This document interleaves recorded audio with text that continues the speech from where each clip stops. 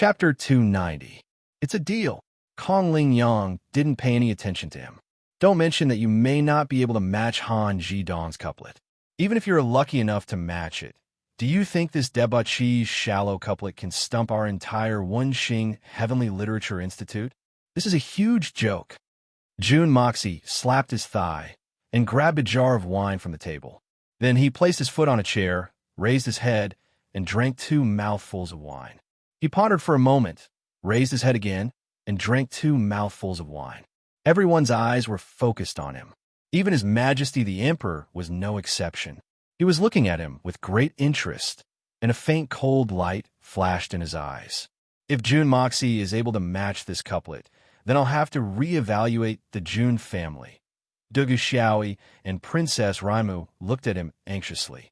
They couldn't help but complain in their hearts. Will you try to show off? I'll lose a lot of face if I can't match it. However, they didn't dare to say anything for fear of disturbing his train of thought. Du Guing saw that Jun Moxie had already drunk more than half of his wine jar. He anxiously asked, "Hey, don't tell me you're using this opportunity to drink more wine?" Dugu Xiaoi fiercely glared at her elder brother and angrily said, "Why are you so anxious?" Du Guing scratched his head and sat down in embarrassment. Then, he anxiously looked at the wine jar in Jun Moxie's hand. Suddenly, Jun Mo Xie raised his head, raised his right hand, and snapped his fingers. It was clear and crisp as he said, "Got it." Jun Daxiao proudly recited the second half of his couplet under the expectant gazes of the crowd. Chaser Smelly Street. Human excrement stinks. Dog excrement stinks. Pig excrement stinks. Excrement stinks. Excrement stinks. Excrement stinks. Excrement stinks for 10,000 years. 10,000 years alone stinks. Everyone was shocked. Absolutely, truly, absolutely. Using fragrance to fight stench. Using sh*t to fight flowers. Blurg. Tang Yuan hurriedly jumped out to praise. But before he could finish his words, he was already disgusted by the word absolutely. He couldn't say a word and only felt nauseous. This pair was really too disgusting. It was too disgusting. Plus, he had just eaten a lot of food. It would be strange if he didn't feel disgusted and vomited. Everyone had a strange expression on their faces as they looked at Jun Moxie with grief and indignation. Suddenly, the princess of the Silver Blizzard City, Han Yinming, ran out of the room with her hands covering her mouth.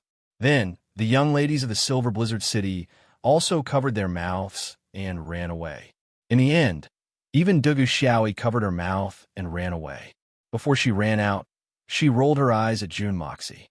"Who dares to say that I'm wrong? Are we doing a good job?" Jun Moxie raised his arm and casually grabbed crab. Then he took out the crab roe, stuffed it into his mouth, and started to chew. Everyone looked at him as he stuffed the yellow crab roe into his mouth. And they recalled the extremely disgusting second half of the couplet from a moment ago.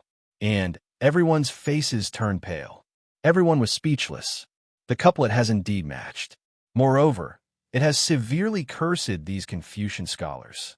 In fact, the words Confucian stinks are enough to make these old scholars tremble in anger. Even Kong Ling Yang and Mei Gao Jie didn't dare to say that this couplet wasn't matched or that it wasn't neat. However, if you were to come up with this kind of couplet when everyone was eating, wouldn't you be looking for trouble on purpose? You've matched the second half of the couplet, but you've made everyone lose their appetite. Every dog has its day. Now, it's my turn to come up with a question. Jun Moxie proudly waved the half crab in his hand. I remember that half a month ago, I was studying poetry at home. Suddenly, an old friend of my grandfather's came to visit. This friend's name was very strange. Therefore, it left a deep impression on me. His surname was He, and his given name was Shang. He gave my grandfather a painting. It was a lotus painting that he had personally drawn. He left behind a couplet before he left. My grandfather asked many people for help, but none of them were able to match it. Speaking till here, Dugu Xiao, Yi, and the other women came back with pale faces. Each of them glared hatefully at Jun Mo Xie. In fact, it seemed as if they wished they could run over and bite him. Someone asked curiously, I wonder what the first half of the couplet that June Sunshao mentioned is. The first half of the couplet is very simple. It only has 7 words, lotus flower monk painting. June Moxie snorted twice and threw out this absolute. As for this black pot, it was pushed onto Grandpa June. Since Grandpa June was present, he wasn't afraid of being exposed. In this world, there were many people who couldn't be trusted. However, his own grandfather was definitely one of the most trustworthy people. Forget about lying to his grandson. Even if he didn't do so, Grandpa June would still have to clean up this mess for his grandson. Lotus flower monk painting. Lotus flower monk painting. Everyone frowned when they heard this first half of the couplet. This first half of the couplet seemed very simple. However, after careful consideration, everyone sucked in a mouthful of cold air. It could be read in any case. Moreover, the meaning was the same. There was a person's name embedded in the middle of the couplet. Although the first and last words were the same, one was moving while the other was quiet. All the old teachers furrowed their brows. They never imagined that this unscrupulous, ignorant, and incompetent profligate would throw out such a difficult question the moment he opened his mouth. In the face of this absolute, the scholars of the Wenxing Heavenly Literature Institute fell into an unprecedented and bitter struggle. The 20 scholars frowned and thought hard. Everyone racked their brains and racked their brains. Their own difficult question had already been answered by June Moxie. Even if the second half of the couplet was unbearable, it was still a fact that it couldn't be changed. However, the other party's question had been answered, and they were at their wits' end. If they couldn't answer it, there would be tantamount to the entire Wenxing Heavenly Literature Institute being stumped by June Moxie. This was an unbelievable myth. However, this myth had actually happened. If the entire Wenxing Heavenly Literature Institute couldn't perfectly solve this absolute, then they would be stumped by an unscrupulous debauchee. How humiliating would that be? The entire Tianxiang Heavenly Literature Institute represented the highest level of learning. In fact, this first half of the couplet was considered an absolute even in June Moxie's previous life on Earth. Countless people racked their brains and racked their brains, but they were barely able to match the second half of the couplet. Moreover, no one had been able to match the second half of the couplet in a flawless manner, whether it was in terms of concept, rhythm, or other conditions. It would be very difficult for these scholars to match such an absolute within the time it takes for an incense stick to burn. The 2 old teachers were also racking their brains. Mei Gao Jie frowned as he slowly paced back and forth. From time to time, he would shake his head and murmur, "No, no." Then, he would continue to ponder. Kong Ling Yang remained motionless. He closed his eyes and looked up at the sky. There was a look of deep contemplation on his face. From afar, the wrinkles on his face seemed to have deepened. His white hair seemed to have turned as white as snow. Anyone who looked at him couldn't help but feel a kind of sadness in their hearts. In fact, this duel was aimed at the scholars of the Wenxing Heavenly Literature Institute. So, the 2 old teachers shouldn't have intervened. In fact, it was against the rules. However, the Wenxing Heavenly Literature Institute's 100-year reputation was at stake. So, the 2 old teachers couldn't care less. As for Jun Daxiao, he didn't care about this at all, let alone the 2 old fogies. Even if you find 10 or 20 more of them, so what? Time passed slowly. The incense stick continued to emit green smoke in spirals. Then it finally turned into ashes. The miracle didn't happen. I can't match it. I admit defeat. Han Zhidong hung his head dejectedly. He couldn't help but feel a strong sense of defeat in his heart. He was a talented scholar of the Wenxing Heavenly Literature Institute, but he was about to lose to a debauchee like June Moxie. He wanted to die at this moment. No, you may have lost, but you weren't the one who lost. At least, you weren't the only one who lost. June Moxie half reclined on his chair. He slowly extended a finger and gently shook it, because the one who made the bet with me wasn't you. You're only a chess piece here. A most unremarkable chess piece. You don't have the qualifications to make a bet with me. You don't have the qualifications in any aspect. You're far from it. Then, June Moxie raised his chin and looked at Mei Gao Jie and Kong Ling Yang with a smile. Two old teachers, what do you say? We've lost. The faces of the two old men were in a daze. Their eyes didn't have the vigor that they had when they first entered the hall. They were the acknowledged geniuses of the Wenxing Heavenly Literature Institute. But they had to admit defeat in front of Jun Moxie. This was an intense humiliation. The two old men felt as if they were better off dead than alive. Kong Ling Yang's lips trembled as he said in a low voice, "This old man will fulfill his promise. The Wenxing Heavenly Literature Institute won't talk about couplets in front of you, Jun Moxie." The hall became deathly silent for a moment. Jun Moxie sighed. He respected the strength of character of these two old men. So, he didn't want to push them to this point. These two had organized the Wenxing Heavenly Literature Institute. They had selected the best students for the empire. Moreover, the students who had been selected to join the Wenxing Heavenly Literature Institute weren't poor or lowly. Instead, they were talented and knowledgeable. They didn't care about wealth or power. These points alone were worthy of Jun Moxie's admiration. However, these two men were indeed respectable, but they were still lacking in many aspects. In terms of knowledge, the two of them were naturally sufficient, but in terms of methods and objectives, the two of them were wrong. They had only focused on the cultivation of knowledge, but they had neglected the cultivation of character. A teacher wasn't just a simple imparting of knowledge. Before Jun Moxie had transmigrated to this world, there had been a widespread saying, "Teachers are the engineers of the human soul."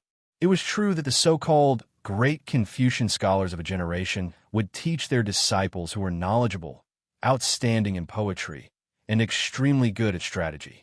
They would also deliberately cultivate their political abilities. This would ensure that they would be able to display their talents as soon as possible once they entered the official career. However, they had neglected one point. If they didn't have a good temperament and only cared about their own interests, fame, and wealth, then they would become extremely dreadful officials. There is no need to mention anything else. However, the disciples of these two old men numbered in the thousands in the Wenxing Heavenly Literature Institute. But it was undeniable that each and every one of them would be able to find their own job, even if they couldn't move unhindered in the officialdom. But the disciples of the Wenxing Heavenly Literature Institute would be excellent candidates for the advisors of the major powers and clans. Even the most incompetent of them would be able to obtain the position of an advisor or a copywriter. How much harm would this group of people who entered society without going through moral education cause to the ordinary people? This was simply unimaginable. Therefore, Jun Moxie couldn't bear to see this happen. He couldn't bear to see this happen. In fact, he even despised them. Therefore, Jun Moxie wouldn't feel that he had done anything wrong, even if he were to anger these two old men to death. In fact, he would even feel that it was the right thing to do. I'm not a good person, and I don't have any interest in caring about the sufferings of the common people. But you want to bully me? Then I will reluctantly enforce justice on behalf of the heavens. Chapter 291. Third Young Master Jun. Although the two masters are open and above board, and have long seen through victory and defeat are ephemeral, and do not care about the gains and losses of this moment, and disdain to lower themselves to the same level as you. But I would like to ask, Third Young Master Jun, do you have a second verse for this couplet? If you have an excellent second verse, please bestow it upon us, and let us broaden our horizons. A scholar from the Wenxing Heavenly Literature Institute stood up. He was clearly unconvinced by the loss of this round. How can you be more hypocritical than Li Yuran? Jun Moxie looked at him in astonishment. Please use your brain when thinking about things. Don't always use but to think about problems. If I had a couplet that even I could match, would I use it to make things difficult for others?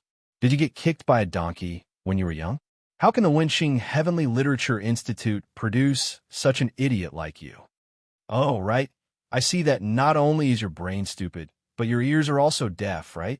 Before I set the question, I clearly said that this was a question set by someone else, and no one has been able to match it to this day. I just borrowed it. And which did you hear that I made it myself? I see that either you don't have a brain, or your brain is full of mold? You actually want a second verse from me? You really have the nerve to ask. Is the Heavenly Star Academy filled with people who only care about winning and losing? Are they unreasonable people? Jun Dashao opened his mouth this time, and not many people had anything to say. After all, he had already stated that this couplet was not his own before he set the question. He had obtained it from somewhere else, and it was clearly used to make things difficult for others. At this moment, that scholar had used this to make things difficult for others, and wanted to use this as a pretext to save some face.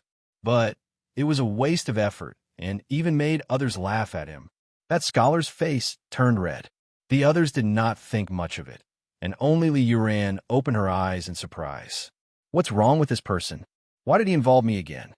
What did he mean by, how can you be more hypocritical than Li Yuran? Damn it, is this what human is saying? How am I hypocritical?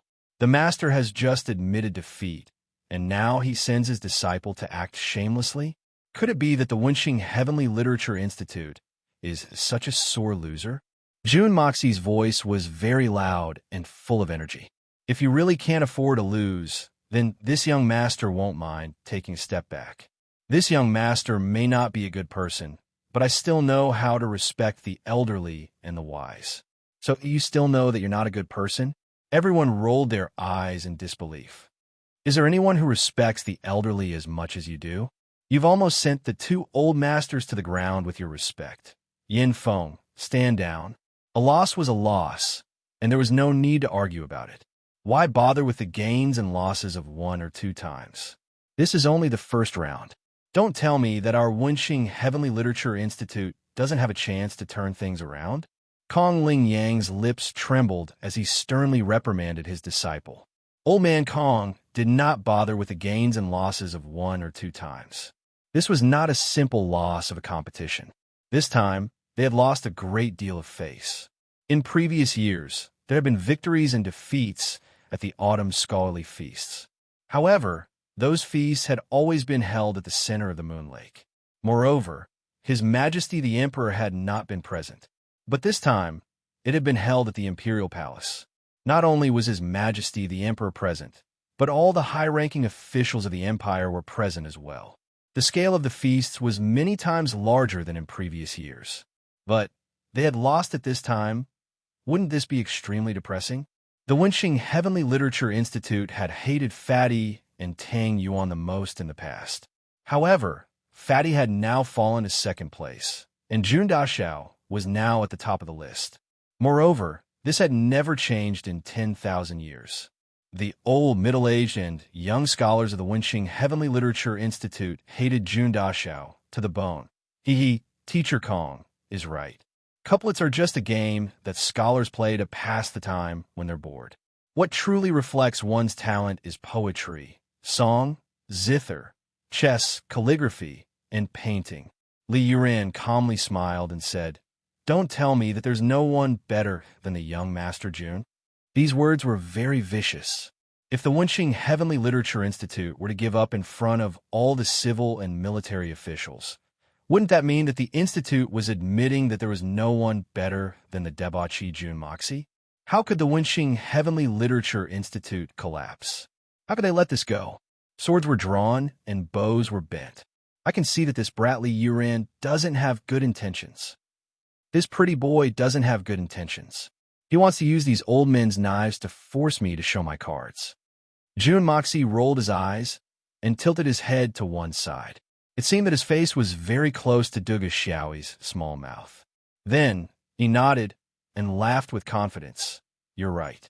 The Wenxing Heavenly Literature Institute has sent a lot of people this time. Fortunately, we're also full of talented people.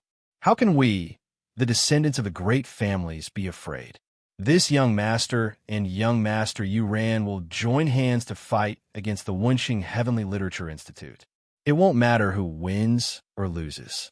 Young Master Yuran also said that he admires this young master in many aspects. This means that this young master's skills are better than his.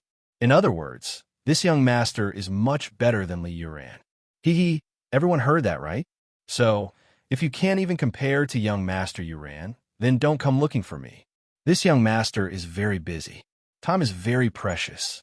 Every moment brings in tens of millions of taels of silver. How can I afford to delay? These words were said in a very beautiful way.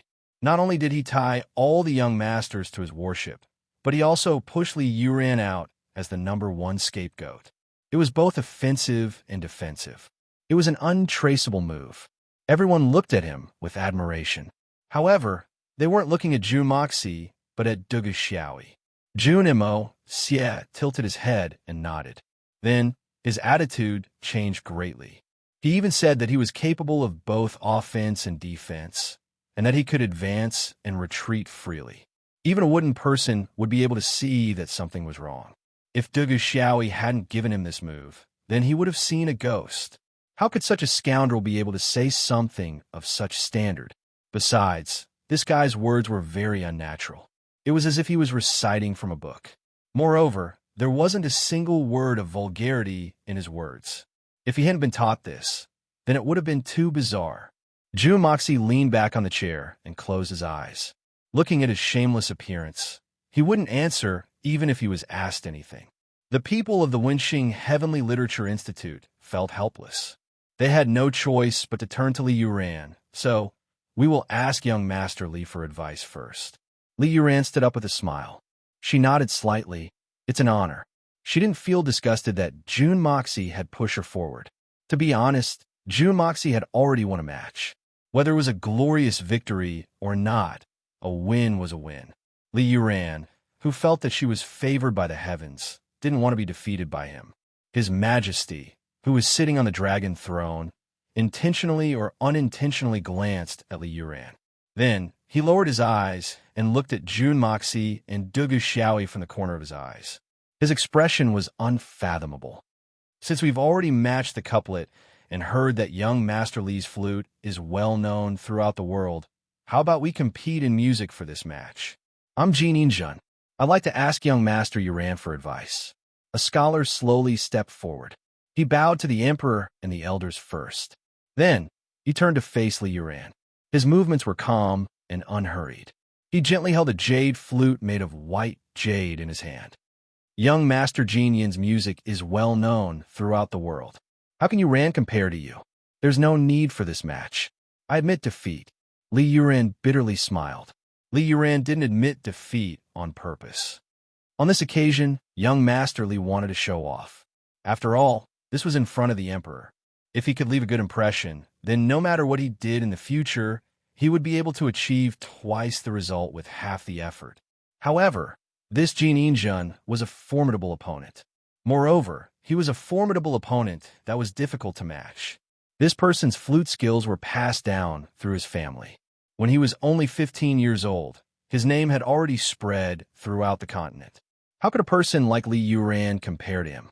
Wenxing Heavenly Literature Institute had clearly sent him here to win this match.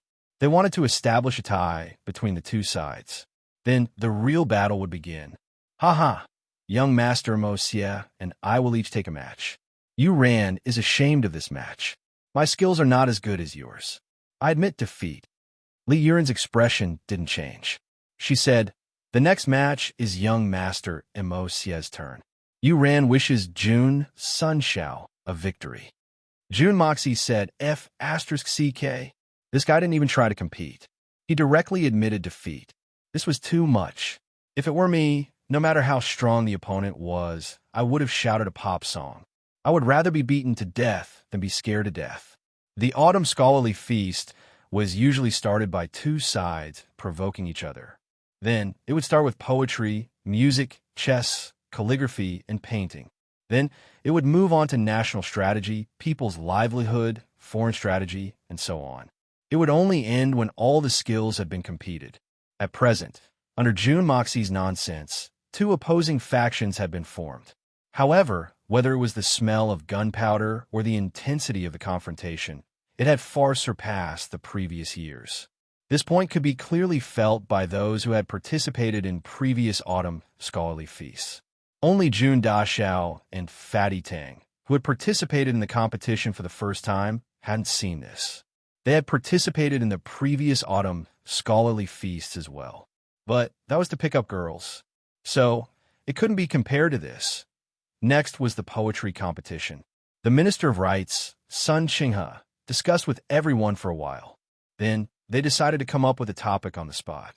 Then, both sides would compose a poem and compete on the spot to determine the winner. The topic of this poetry competition will be knowledge. Both sides, please choose a candidate. Sun Chinghe looked at Jun Moxie and shook his head. It was obvious that he had already decided the winner in his heart. So he sighed. Jun Moxie didn't intend to win. So he just laughed it off. Another blue-clothed scholar stood up. His name was Qin Xiushi. It was easy to imagine how much this Qin Xiushi's parents were obsessed with scholarly honors just from this name alone. Please enlighten me, young Master Jun. Qin Xiushi frowned and pondered for a while. Then, he cleared his throat and spoke in a clear voice after some time had passed. The eunuch on the other side was already prepared. He held his wrist and raised his elbow. He was attentively waiting for Qin Xiushi to speak. He was ready to record the entire process. Bravely climbing the book mountain to reach the clouds, daring to cross the sea of learning to see the angry tide. There's no need to take shortcuts if one's heart is honest and diligent. Climbing the stars and plucking the dough isn't far away. I'm willing to dedicate myself to the country. How can I be stingy with my hot-bloodedness? If I can make even an inch of progress in this life, I won't be in vain by waving my brush today. This Qin Xiushi was indeed extraordinary. He had only spent half an incense stick's worth of time to compose a poem of 7 lines. The artistic inception of this poem wasn't top-notch, but the couplets were very good. In fact, it could be regarded as a top-notch work. Moreover, it not only clarified his attitude towards learning, but also faintly showed his lofty aspirations for the country. The eunuch finished transcribing the poem. Then, he respectfully handed it over to the emperor to look at. The emperor glanced at it. Then, he gazed deeply at Qin Xiushi. His face remained expressionless. He waved his hand and ordered the civil officials to pass the poem around. The officials nodded in agreement. These people are talented, but I wouldn't have been able to compose a better poem in half an incense stick's worth of time if I had been in the same position. Good poem. Good poem. Brother Qin has recited a good poem. Jun Moxie clapped his hands. This Jun Moxie admits defeat in this poem recitation skill.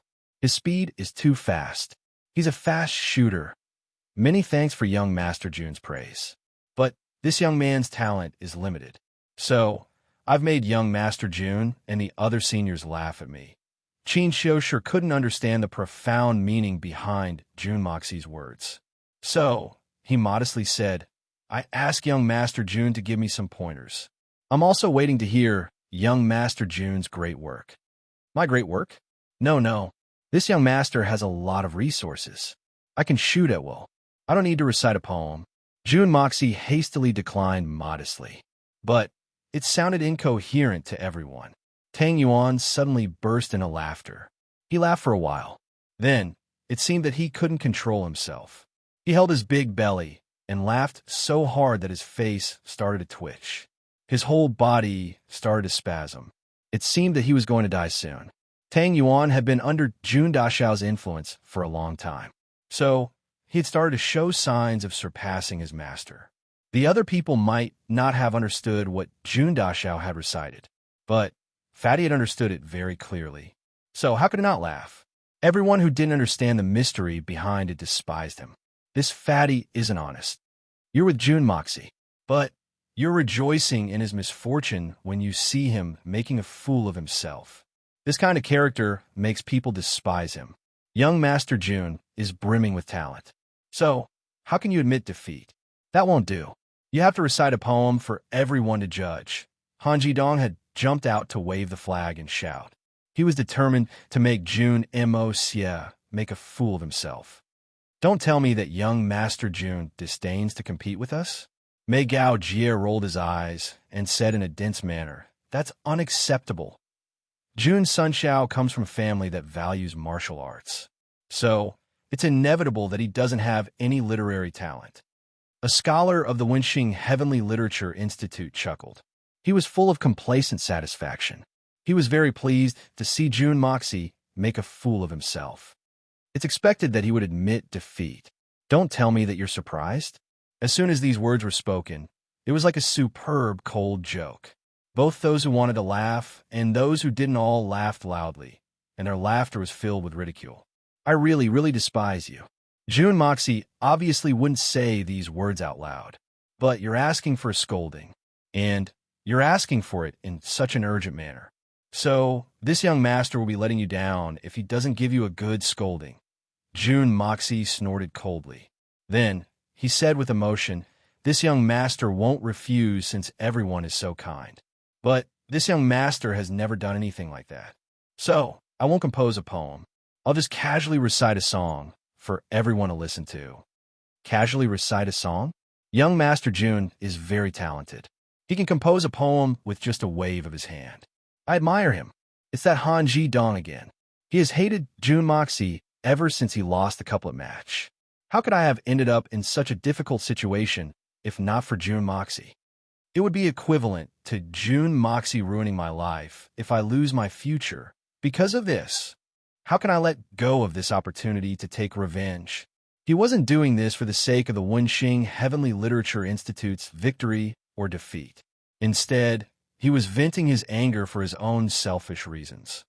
Wenxing Heavenly Literature Institute's scholars. June Moxie tilted his head and smiled.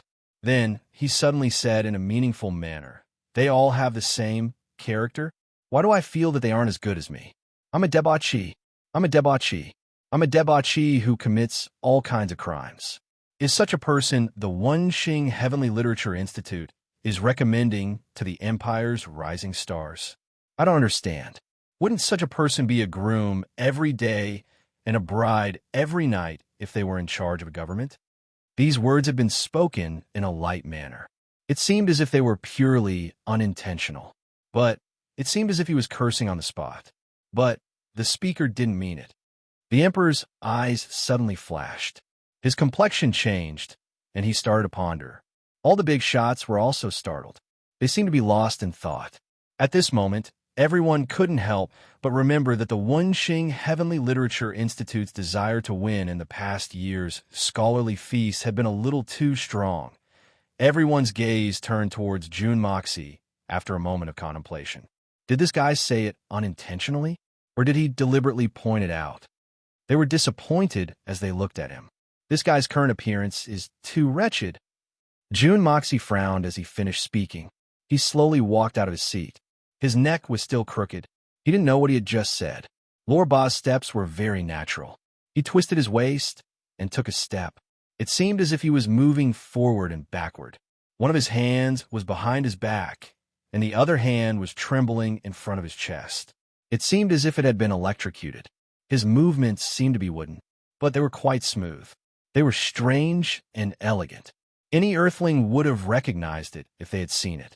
This was Michael Jackson's famous move, space step and mechanical step. The combination of these two great skills had finally appeared in this different world. If there were people who knew what was good for them, they would have immediately screamed and cheered. Look at those trembling hands. It's like they've been electrocuted. Look at that stiff neck. It's really awesome. Look at those few steps. Wow. It's as if Michael Jackson's soul has possessed this body. It's a pity that these people from this different world don't know how to appreciate art. Jun Dashao felt as if he was trying to flirt with a blind person. Unappreciated talent. But I'm about to curse. Why should I care about my image? The worse, the better. I don't expect these people to give me any help. I won't go back if I don't curse to my heart's content today. Everyone in the main hall looked as if they had seen a fool. Everyone couldn't bear to watch. This grandson Junjan Tian is really a clown. He has found a home. How did the Jun family produce such a treasure? Speechless, at this moment, Jun Dashao twisted his waist. His entire body made a standard electric shock motion. His right hand twitched above his head and made an orchid gesture. With a snap of his fingers, his left hand covered his lower abdomen. His waist moved back and forth leisurely, swaying back and forth. His coquettish eyes fluttered everywhere. One couldn't help but admit that if these movements were placed in the world of Jun Dashao's previous world, they would have been genuine and extremely difficult masterpieces of dance. Without a deep foundation, it would have been absolutely impossible to do. As for why Jun Daxiao could do it, the reason was very simple. As long as one had the same skills as Jun Daxiao, one could easily do it as well. However, in the eyes of these dummies, these extremely difficult and artistic high-level movements were directly associated with bed activities. Even the women were no exception. Looking at the high-speed movements of this guy's lower body, it was really too unsightly. I got it. Jun Moxie seemed to groan strangely, causing all the princesses and talented ladies in the main hall to blush. One after another, they cursed angrily. This guy is really too vulgar and shameless.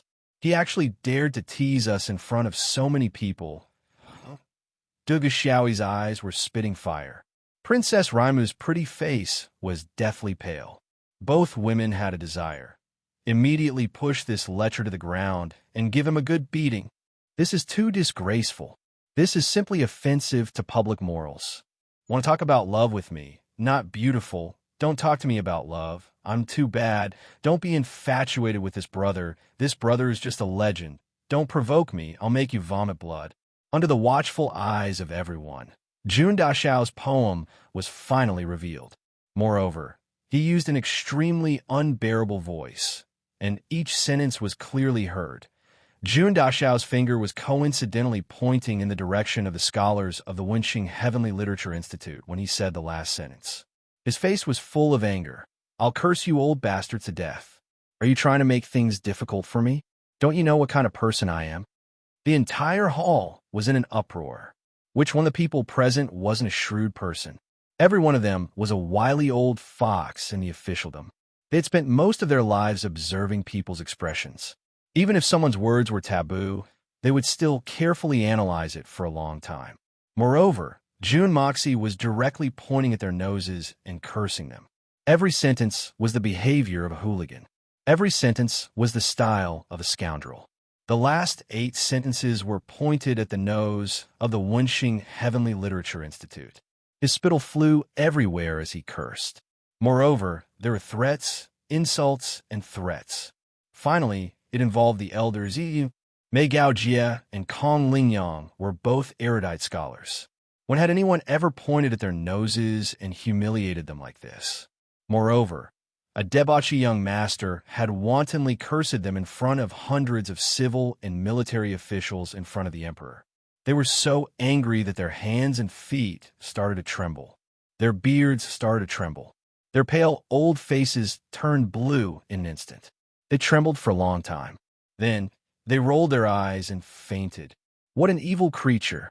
Jun Zhantian jumped out with a whoosh. He was so angry that his beard had flared up. It seemed that he had lost control of his strength due to his anger. He ruthlessly kicked his grandson's buttocks. Jun Mo Xie stealthily blinked his eyes. Then, he flew up into the air and crashed into a pillar in the main hall. It seemed that his brain would have burst open if he had hit the pillar. However, there was a person there. Who was it? It was naturally Dugu Zongheng. These 2 old men had been working together for a lifetime. So, who didn't know what the other was thinking? He had already taken his position. So he caught Jun Moxie and shouted, Jun Zhantian, you old thing, have you gone senile? Don't tell me that you want to kill the only heir of your Jun family. This old man is really ruthless. He said that he's the only heir of the Jun family. So, I won't kill him. Don't stop me today. I will kill this little bastard today. He's a disgrace to the Jun family. He's a disgrace to the Jun family. He'll turn the sky upside down if I don't teach him a good lesson. Jun Zhantian's eyes turned red as he pounced forward. It seemed that he was determined to skin his grandson alive. However, the old master's words made all the civil and military officials despise him. A disgrace to the Jun family? Jun Zhantian, do you know what it means to be a gentleman? Isn't it because you spoiled your grandson? Don't you sully the Jun family's reputation a few times? You wanted to kill him a moment ago, but you changed your mind and taught him a lesson. I admire you. However, the old man Dugu had already set an example in front of them. So the other old men swarmed forward and pulled Jun Zhantian's arms and legs. After all, they had to pull Jun Zhantian away first. Otherwise, how would this old man get off the stage? Fatty Tang screamed. His voice sounded like the weeping of ghosts and the howling of gods. You want to kill him? Kill him. Save him. Third young master. My good brother, you. Please don't die. He ran towards June Mo Xie with tears and snot running down his face. His fat was like the rising tide of the sea, rising and falling like the tide, surging up and down. While the quarrel was getting out of hand, the emperor on the dragon throne could no longer watch it. He slapped the armrest of the dragon throne and shouted angrily, "Shut up! All of you! Everyone stop! What a scandal!" Everyone stopped as soon as they heard the dragon's might. They looked at each other and gasped for breath. Everyone seemed to have exhausted their physical strength. But everyone knew that no one had the strength to do so. Your Majesty, please give us justice. Severely punish this deranged and shameless man. Mei Gao Jia led the Wenxing Heavenly Literature Institute to kneel on the ground. They wept bitterly. How many years had it been? They had lost, and they had won. But they had never been humiliated like this. This was simply a great humiliation. Jun Moxie lay on the ground and pretended to be unconscious. The corners of his mouth were crooked, and he didn't move. I'm very unhappy about today's matter. It's very disappointing. His Majesty angrily flicked his sleeves. The great families are pestering us endlessly. The so-called scholars of the Wenxing Heavenly Literature Institute are so narrow-minded. They seek revenge for the smallest grievance. How can they benefit the people in the future? Today's matter is over. Everyone go back and reflect on themselves. Everyone seemed to be in a daze as he said this. The emperor's words are very heavy. Suddenly, the sound of hurried footsteps was heard from outside. Then, a panic-stricken voice was heard. Urgent battle report. All the big shots in the military were startled. Their expressions turned cold. Battle report is what these bloodthirsty old men desire the most. But it hasn't appeared for a long time. A guard hurriedly came in and knelt on the ground. He then presented a letter. The Tian Fa Xian beasts are attacking the south? How can this happen? His Majesty opened the letter and couldn't help but frown. He was puzzled as he muttered to himself. His eyebrows were tightly knitted. The Supreme Master of Life and Death, Shi Changshao, and the Shuihun Manor have both issued a supreme summon order? Could it be that this matter is so serious? The Golden Scholars Banquet is somewhat boring. This chapter quickly ends. Let's move on to the theme of the third book. It's the first meticulously planned plot of this book, the Tian Fa Forest. Guess what kind of story will happen? Quack. Recommended book, The Dark Sky Devil's sci-fi masterpiece, The Betrayer. Chapter 292. In a secluded room. It was a simple and unadorned chessboard. The black and white pieces had already become entangled, and the battle was exceptionally intense. Brother One, how do you feel about today's incident? The Emperor gently pressed down a black piece, and it made a crisp sound. Wen Songyu was standing opposite him. It was the first time the Emperor had seen his best friend wearing such a black outfit in the Imperial Palace. It's still hard to tell, but I can confirm that he doesn't have much Xian Qi in his body. Wen Songyu's expression didn't change. His eyes flashed a little, and he put down a white piece. Brother Wen's intention is to kill me. A great dragon? That won't be easy. The Emperor smiled and said, but I feel that there's something wrong with that kid from the Jun family. What do you think? It's not just not right, it's very wrong. Mr. Wen closed his eyes and thought for a while. Then, he said, Jun Moxie is very strange. His way of doing things is evil and unrestrained. Today, in the main hall, although he looked like a playboy and fooled the world, according to this old man, he is not pretending. Brother One, you mean? The Emperor slightly lowered his head. He put a finger on his temple and rubbed it. I'm afraid he doesn't care about anyone here. Mr. Wen said this in a thoughtful tone. It was obvious that he had been thinking about Jun Moxie's every move for a long time. He was just taking advantage of this opportunity to say the answer in his mind. He doesn't even care about anyone, including His Majesty. Oh, so that's what you mean. The Emperor's hand paused in the air. Do you have any good advice? What kind of advice is that? I just think that Jun Mo Xie used a well-known foppish method to show everyone his arrogance. But at the same time, he also told His Majesty one thing. When Song Yu laughed, he doesn't care about the power struggles of the world. The emperor answered for him. He told me clearly that I don't need to be afraid of him. Moreover, he reminded me that the education of the Wenxing Institute is a failure, and that those so-called gifted scholars are unbearable. He showed me the hidden dangers of the empire and the shortcomings of the officialdom. He made me owe him a big favor. Yes, there is really no need to deliberately guard against such people. Originally, the Heavenly Star Academy has been educating talents for many years and has made great contributions. Their merits cannot be erased. However, in recent years, they have placed too much emphasis on the cultivation of the talents of the students and neglected the teaching of their temperament. There's a great suspicion of neglecting the essentials and focusing on the trifles. Moreover, the students that are nurtured by the Heavenly Star Academy are at most geniuses or the best of the best. However, when it comes to leadership and being a hero among men, they are far from being able to do so. So, the hidden dangers of the Wenxing Institute are just a small matter. Among the descendants of the officials in Tianxiang, there are many extraordinary people, but most of them are still under control. Only 2 people are worrying the talented ones. One, Song Yu smiled. One is Li Yuran, and the other is Jun Moxie. Li Yuran?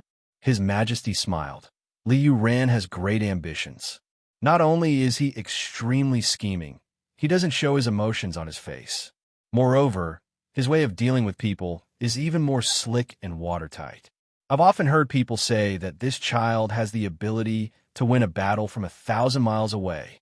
However, even though Li Yuran is brimming with talent and outstanding talent, he is still unable to make me pay attention to him. Why? It was when Song Yu's turn to be confused. How could he not care about such a talented person? Maybe Li Yuran hasn't realized that all the methods he has mastered and all the knowledge he has studied have one thing in common. He could be a general, a marshal, or a prime minister. He can even be a political assistant. But these are the ways of a subject, not the ways of an emperor. The emperor smiled. Therefore, Li Yuran can only stop at the level of a talented person at best. At most, he is an outstanding person. If he can take another step forward, he can be considered an ambitious and ruthless person. But he doesn't have the bearing of a monarch. Even if he is ambitious, he is not worthy of praise. I am confident that I can extinguish his ambition when it is about to rise. What is there to worry about? How can an emperor play with such a shameful plot?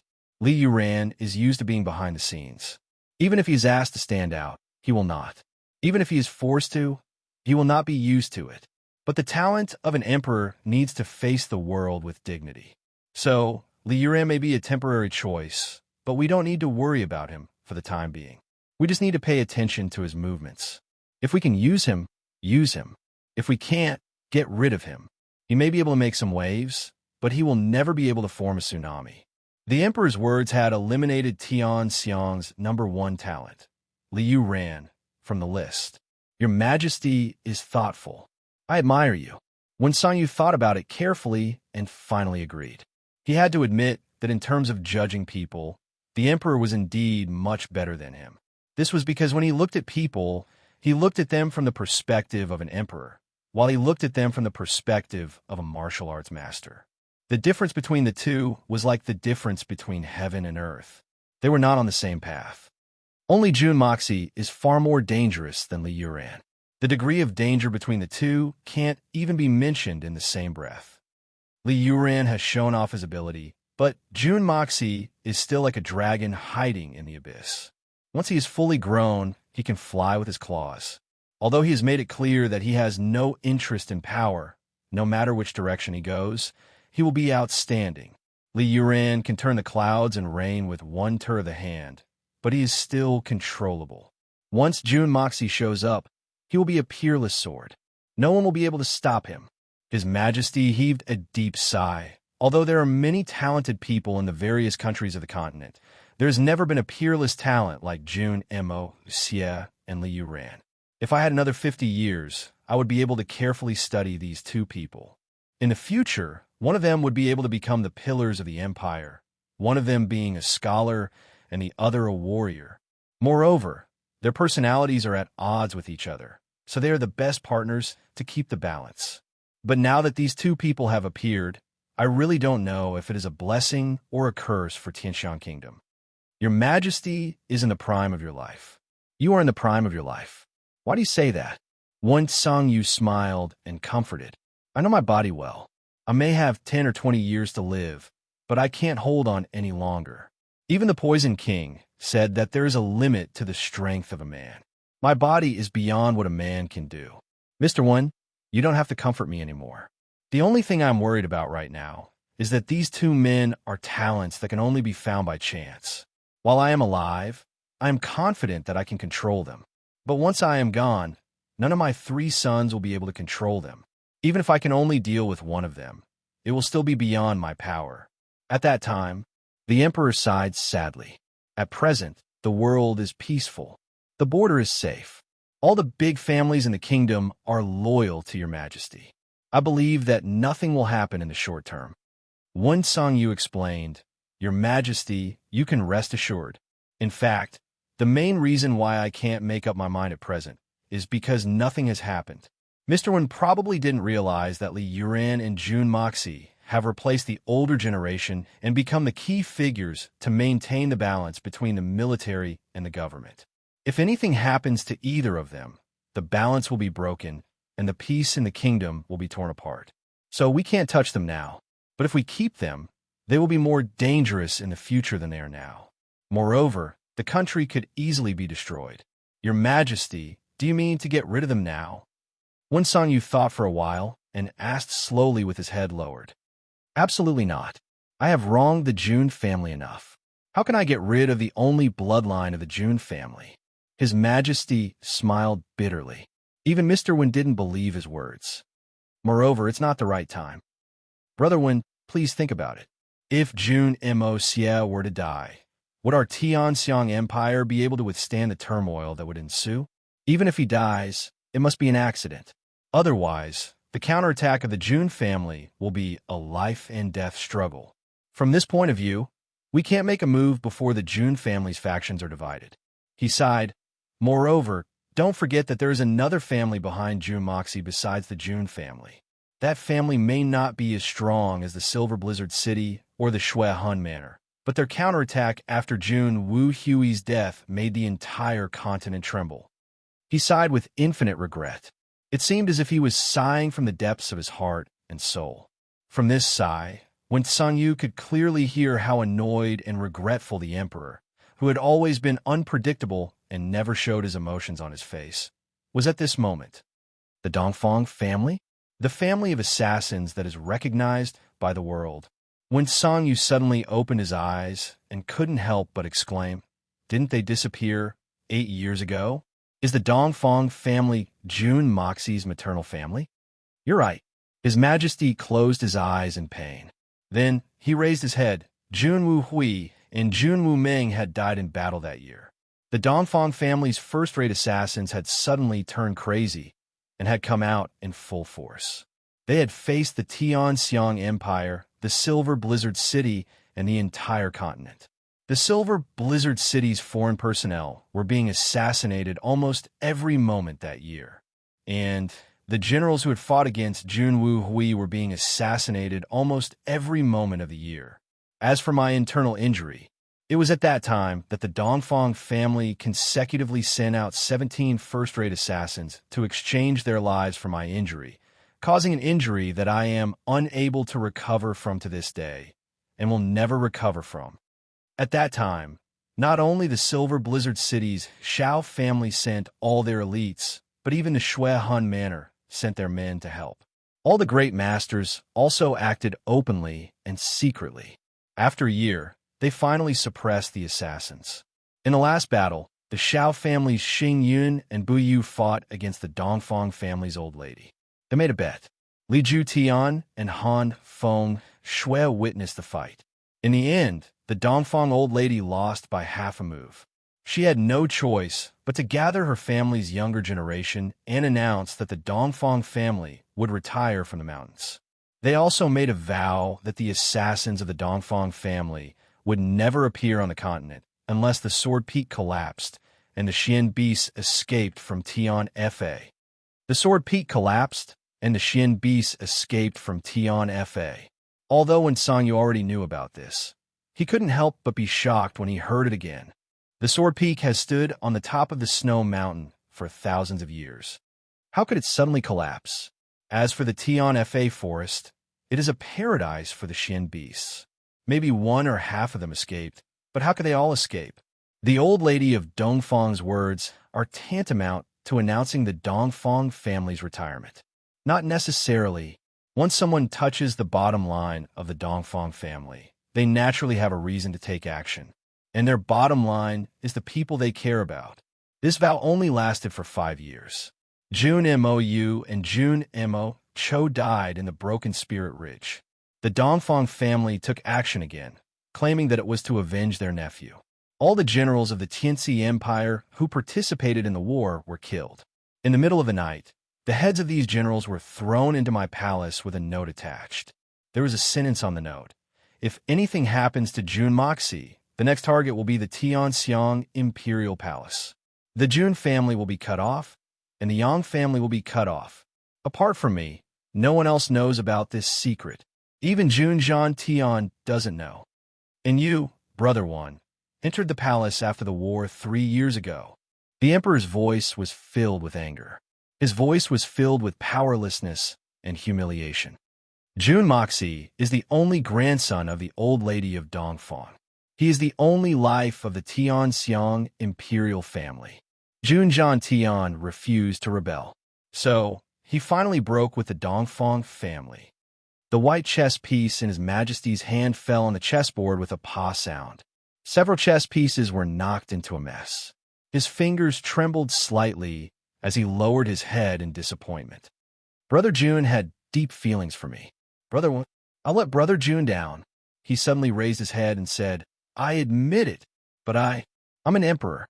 I am a monarch of a country. The royal family has never had any relatives.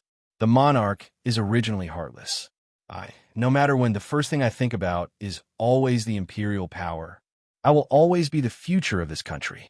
I will never let anything that could threaten my imperial power continue to exist. And the times when I think about brotherly love are too few. Perhaps this is the greatest sorrow of being an emperor. I'm all alone. Wen Song Yu was silent for a long time. Then he let out a long sigh. So, we can't touch the few people left in the Jun family, no matter what. We can't touch them no matter how we look at it. Even if we have a reason to kill them, it must be an accident. A real accident. Moreover, neither we nor anyone from the Tianxiang imperial family is allowed to get involved in this. Otherwise, the Dongfang family will go crazy if we are caught. Brother Wen, the Supreme Forest is no longer the same as it was 10 years ago. Since Yin Bi Chen's disappearance, everyone has been on their own. Tianxiang will be in danger if Dongfang comes back. A real accident. If you want someone like Jun Moxi to die in an accident, Mr. Wen sighed, it's difficult. Perhaps it's not that difficult. The emperor smiled with a complicated look in his eyes. Moreover, this accident, this opportunity has come. He slowly took out a letter from his sleeve and put it on the chessboard. The Xian beast tied? Your Majesty, you mean? Wen Song Yu's eyes lit up. Then he sighed heavily. This incident happened in the southern part of Tianxiang. It doesn't involve any other country. But if the Blood Soul faction is defeated, Tianxiang will be the first to suffer. The emperor frowned slightly. He stood up and put his hands behind his back. Therefore, we must send people. And we can't underestimate the manpower we send. Therefore, all the aristocratic families in the capital will send people to form an elite force. Then, they will be given 10,000 cavalrymen. They will go to the south to help. Among these people, the Murong family, the Tang family, the Li family, the Song family, the Jun family. Haha, they will all send people. Once these people leave, the capital will basically be much emptier. I could take advantage of this period of time to play with my 3 good sons. By the time they return, I believe that things will have changed, and things will have remained the same, but people will have changed. His Majesty smiled faintly. However, none of the aristocratic families would be willing to submit to such an army. Although this army is strong, but the emperor's laughter was full of coldness. It was obvious that such an army would not submit to anyone. It was taboo to join the army. If such an army were to fight against the Xian beasts, it would be obvious. It would be a dead end.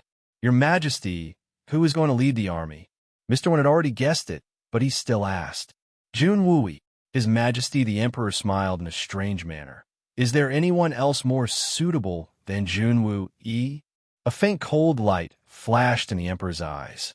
Jun Wui, I don't know why you organized that auction, but I will be one step ahead of you. I will stop all your ideas. Pray for your own luck in this trip to Tian Fa. Jun Moxie's face had turned gloomy as soon as he left the Imperial Palace. His sharp, eagle-like eyes were still fixed on his back. The feeling of pressure didn't go away for a long time. Jun Dashao activated the art of unlocking heaven's fortune and scanned the surroundings with his divine sense. Then he said in a low voice, Fatty, how many of the herbs I asked you to collect? It's just the beginning. How many do you think we have? Tang Yuan was stunned. It had only been a few days, and most of the herbs Jun Dashao had asked for were rare and precious. It would be strange if he had a lot of them. Listen, no matter what method you use, you must collect as many herbs as possible in the shortest time possible. The sooner the better.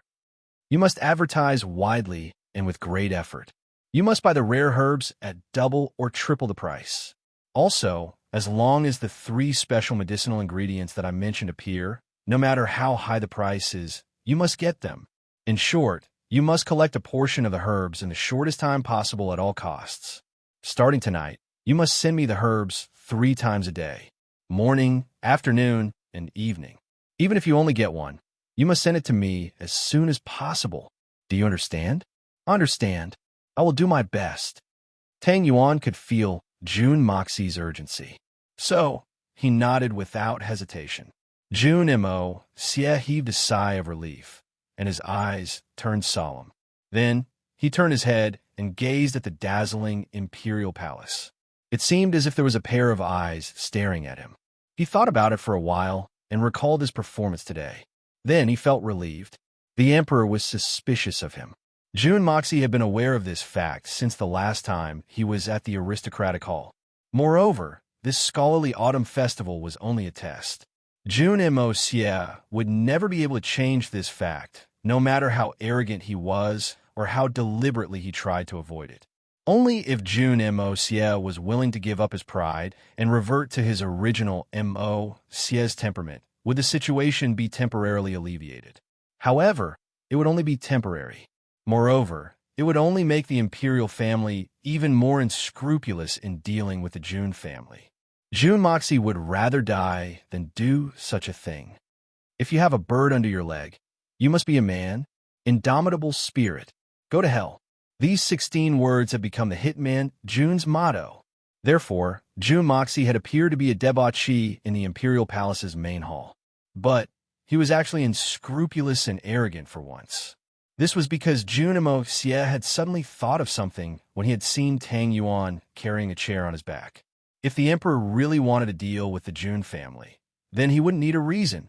Even if Jun Moxie was a debauchee, he would still kill him when the time came. He wouldn't show any mercy. On the contrary, if the emperor didn't want to deal with the Jun family, then nothing would happen to Jun Moxie, even if he was a heaven-defying talent. Jun Moxie felt that his worries were groundless.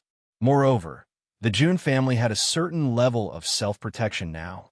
Solitary Eagle's name, as one of the 8 great masters, wouldn't lose its effect within a year. As for after a year, Jun Moxie was confident that anyone who wanted to deal with the Jun family would have to pay a disastrous price. Jun Moxie didn't want to delay the Silver Blizzard Cities matter for too long. Jun Moxie sighed as he thought of the peak level 9 Xiandan in his hands. He had the Xiandan, the people waiting to level up, and even the great masters to help him level up, but he didn't have the Xiandan. The Hongjun Pagoda, the Flame of Primal Chaos, and the Furnace of Good Fortune were all there, but he didn't have the ingredients for the Xiandan. The medicine, all the crux of the matter could be summed up in one word. Jun Moxie frowned and sighed. In the past few days, Jun Moxie had memorized all the so-called Dan prescriptions and the corresponding requirements for refining the Xian Dan. However, Jun Moxie found that he could only refine some low-level Xian Dan, and the success rate wasn't very high. The second level of the art of unlocking the heaven's fortune could only refine low-level pills that could increase one's strength or heal injuries. The herbs required weren't particularly precious. At the very least, they weren't rare or hard to find. However, Jun Xie was dissatisfied with the fact that the introduction of this pill stated that it could increase one's strength, but the effect wasn't ideal. At best, it could only increase one's strength by 8 to 10 years. Moreover, it couldn't be taken repeatedly. This made Jun Xie very gloomy, extremely gloomy. This made him feel that the Xian Dan refined from the Hongjun Pagoda wasn't as effective as the Xian Beast Xian Dan. One had to know that the peak level 9 Xian Dan could increase a person's strength by several levels, and it could even disregard one's original level. How could a mere few years of cultivation compare to the effects of such a technique? There were some bottlenecks that a person might not be able to break through in his entire life. There were also some heights that some people could not reach even in death. Therefore, the number of experts in this world would always be small, absolutely small. This was because Jun Moxie's requirements were too high. At best, he was only at the second level of the art of unlocking heaven's fortune. Being able to refine these Xian Dan could be said to be heaven-defying. The level 9 Xian Dan was indeed precious, but how many level 9 Xian beasts were there in this world? Even if there were, how many people could easily obtain its inner Dan? One had to know that in the Xian continent, since ancient times, there may have been people who had used heaven and earth elixirs to increase their strength, but no one had ever been able to refine such a miraculous Xian Dan that could permanently increase one's strength. Not to mention that it could increase one's strength by 8 to 10 years.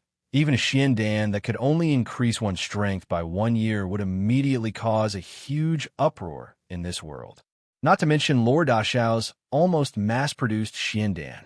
With the advancement of Jun Moxie's cultivation, the effects of the Xian Dan that he could refine would also increase.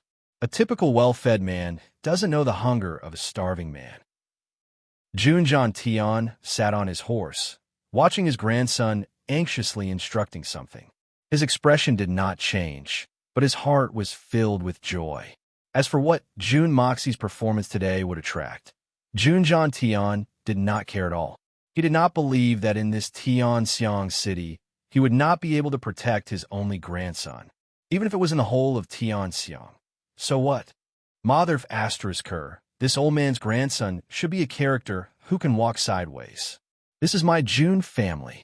I have to say, scolding those sour fellows made this old man's heart feel great. This is a real man with a bird.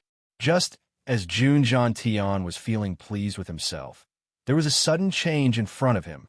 A strange, illusory shadow suddenly appeared under the sunlight, like a shadow wave twisting in midair. With incomparable speed, it appeared from a tree on the side of the road. A ray of light shot straight at Jun Moxie like a bolt of lightning. In the instant that this ray of light appeared, it had already arrived in front of Jun Moxie's chest. The speed of this person's attack was fast, and the timing was accurate.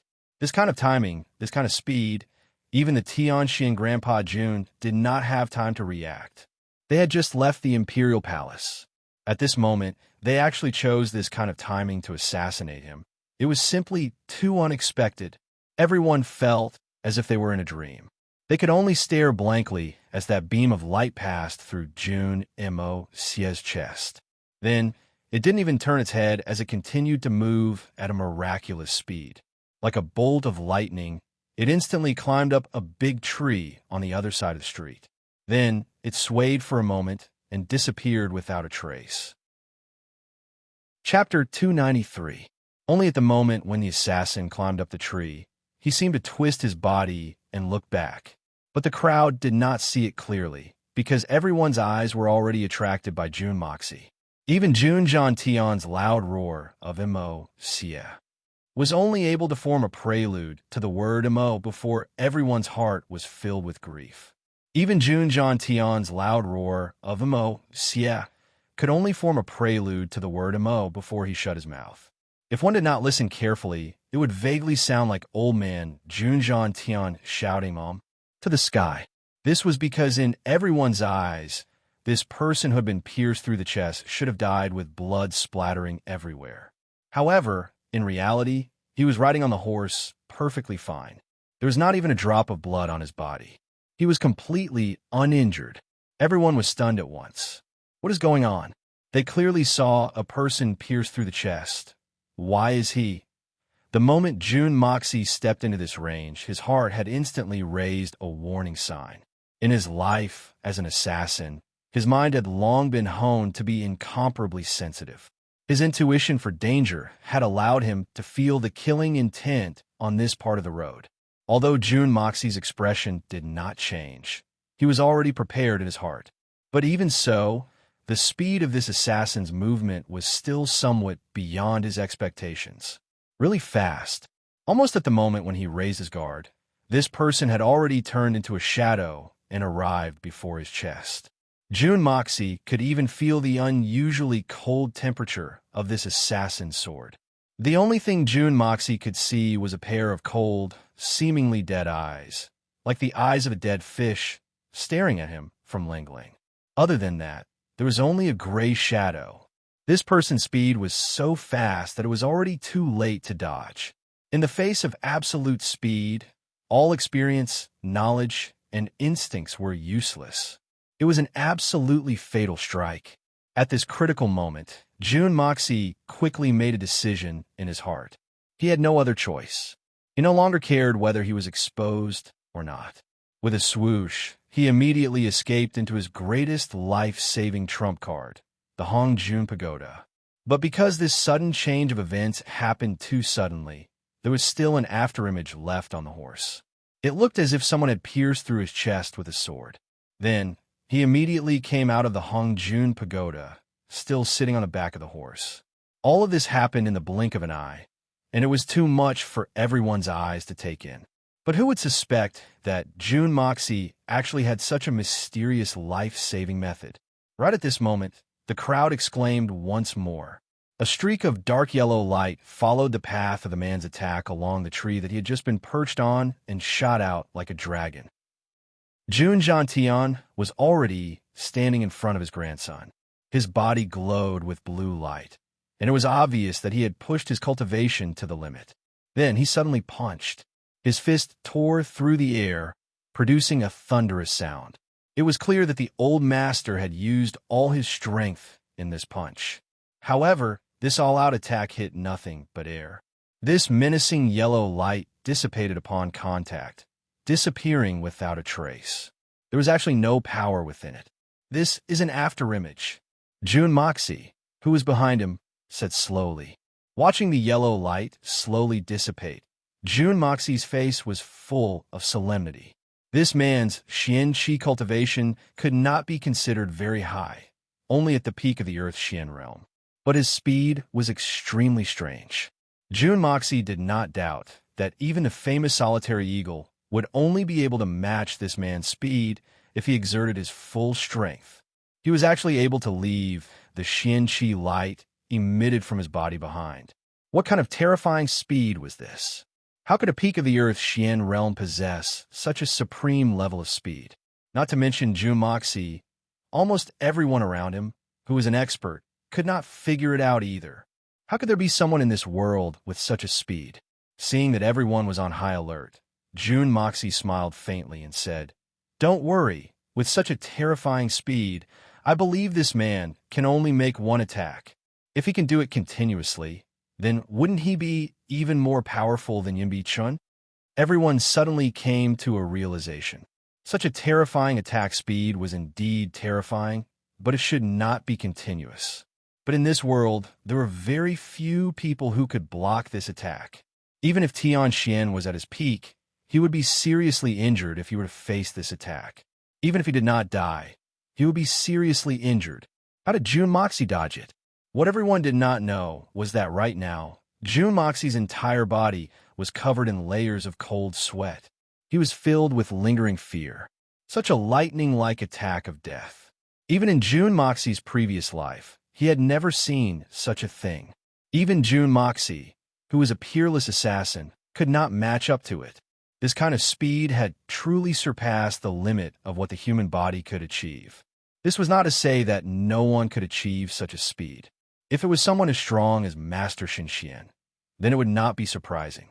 For example, if the solitary eagle were to use his full strength, he would also be able to achieve such speed or even surpass it. But for this speed to suddenly appear on a person who only had the strength of an Earth Xian, it truly surpassed the limits of the human body. June Moxie had always been very conceited, confident enough to look down on all the heroes of the world.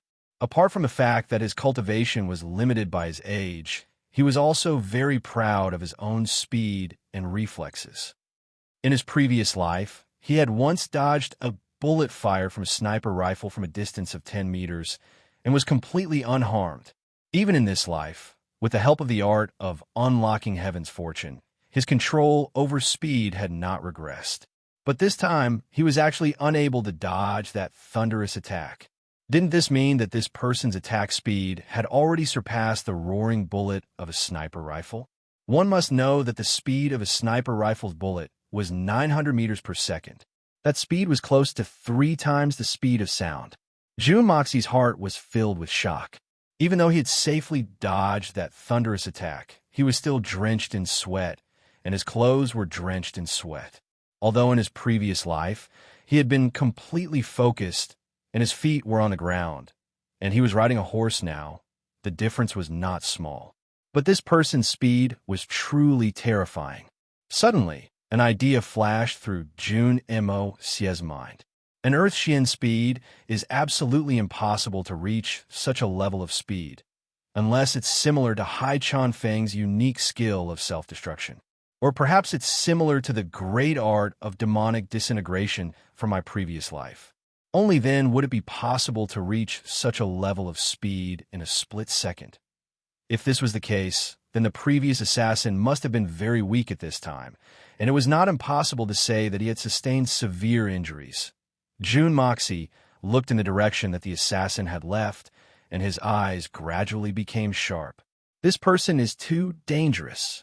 Fortunately, there were no casualties in such an unexpected assassination attempt. Everyone became even more cautious on the road. Tang Yuan simply left the group halfway and hurried back to the aristocratic hall to collect the medicinal ingredients. Jun Tian couldn't help but ask his grandson when he saw the Jun family's main gate, Xie, how did you dodge that attack? Grandpa Jun had been holding back this question for a long time. He had asked himself, I don't think I could have evaded that attack. Even I couldn't evade it. So, how did my precious grandson manage to do so? June Moxie admittedly had remarkable abilities, but strength was something that required a lot of time to cultivate. There were no shortcuts. This was the most puzzling point for Grandpa. June Moxie smiled faintly, looked at his grandfather, and earnestly said, Grandpa, you can rest assured. As long as your grandson doesn't want to die, no one can kill me. Even the 8 great masters wouldn't be able to harm a single hair on my body. I'm incomparably confident about this. Jun Tian was shocked on the spot. This boasting is a bit too outrageous, isn't it? Grandpa, this concerns your grandson's biggest secret. June Moxie found this somewhat funny and blinked his eyes. It's the last resort that can save one's life under any circumstances. You don't want me to expose it, do you? So that's how it is. Grandpa June let out a long sigh of relief. After the initial shock, he beamed with joy. He no longer asked what this secret was all about. Grandpa June was old and experienced. How could he not know that there were some secrets that could only be kept in one's heart? The more people that knew about it, the higher the risk of it being exposed. As long as he knew that his grandson had such a method, then he wouldn't ask for anything else. Moxie, if such a thing really exists, then consider it your life's biggest secret. Grandpa June looked at his grandson with a relieved expression and exhorted, Even if you find a wife in the future, don't tell her. Just keep it to yourself. That's your biggest trump card. Only with a secret can you have a trump card. When a secret is no longer a secret, a trump card is no longer a trump card. Grandpa, don't worry. I understand. June Moxie was somewhat moved. Grandpa June's unreserved love and care for him was something he had never experienced in his 2 lives. This time, His Majesty will certainly mobilize his troops. In the June residence's main hall, June Wooey, who didn't attend the scholarly autumn banquet, listened to the grandfather and grandson's narration. Then, he slowly said in a tone that made it impossible to guess wrongly, "Moreover, His Majesty will summon a general this time. Otherwise, even if the sky were to collapse, His Majesty wouldn't have lost his voice at that moment." Grandpa June nodded with a heavy expression, but didn't say anything. Ever since June Wooey had recovered and succeeded as the family head, Grandpa June had never spoken out about the family's decisions. He had always tried his best to let June Wooey shoulder the family's heavy responsibilities by himself. Grandpa June would only participate in the family's matters if there was something he couldn't handle or if there was an unexpected omission. Even if he did participate, he would only touch on the surface and stop there. He would never interfere too much. "It seems that I will have to make preparations." June Wooey chuckled. His eyes glowed with the desire to fight, and a long-lost aura of war appeared on his body. Why?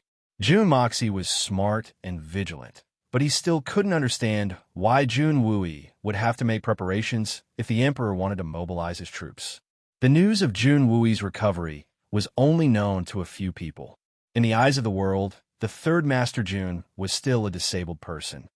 In fact, this golden scholarly feast can't be considered as a scholarly feast in the strictest sense. June Wooey sneered and said, "This feast is for you, June Moxie. The duration is short, the number of events is few, and you're the main target. You'll only be able to accept the humiliation if you don't. Otherwise, you'll be exposed no matter how you perform. You wrote a poem and a couplet. Even though they're crude, you were able to come up with them in such a short period of time. That's a sign of talent. The golden scholarly feast was over after you answered. Moreover, His Majesty had personally stopped it. This means that he has already achieved his goal. This is the conclusion." June Wooey smiled deeply. "Monsieur, you haven't experienced the strife of the imperial court. The imperial court has been in a much more chaotic situation than today's. Why didn't His Majesty show such impatience? Therefore, I'm certain that His Majesty's objective for this golden scholarly feast is our June family. Since it's the June family, and Monsieur has shown some clues, His Majesty's suspicious nature will naturally think. Why? He will never think that we're doing this to protect ourselves from his suspicions. He will only think of one thing. Enduring so patiently, he must be plotting something big. It doesn't matter if it's true or not." Grandpa June let out a deep sigh and turned his head away. It seemed as if he didn't want to listen anymore. In fact, what June Wooey had said was something that Grandpa June had already thought of. He hadn't mentioned it before because he was holding on to a contingency plan, but now his hopes had been dashed. So, he didn't want to say anything. They had been brothers for decades. Yet, they were plotting against their own family. How could they endure this? His Majesty has always been suspicious and cautious.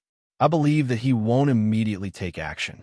Therefore, he'll gradually weaken our June family's strength, and I'll be the first to bear the brunt of it.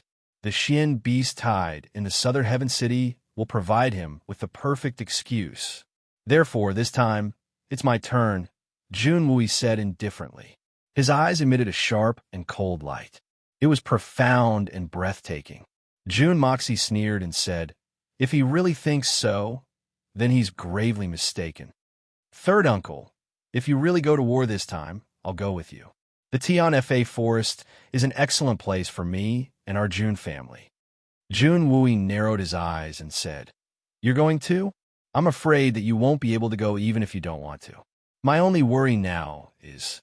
He looked at his father and said, "If Monsieur and I are dispatched to the south, and you're alone at home..." June Jean Tian laughed and said, "My son, you don't need to worry about this. He won't act rashly before our June family loses its power. Otherwise, why would he use you as a test?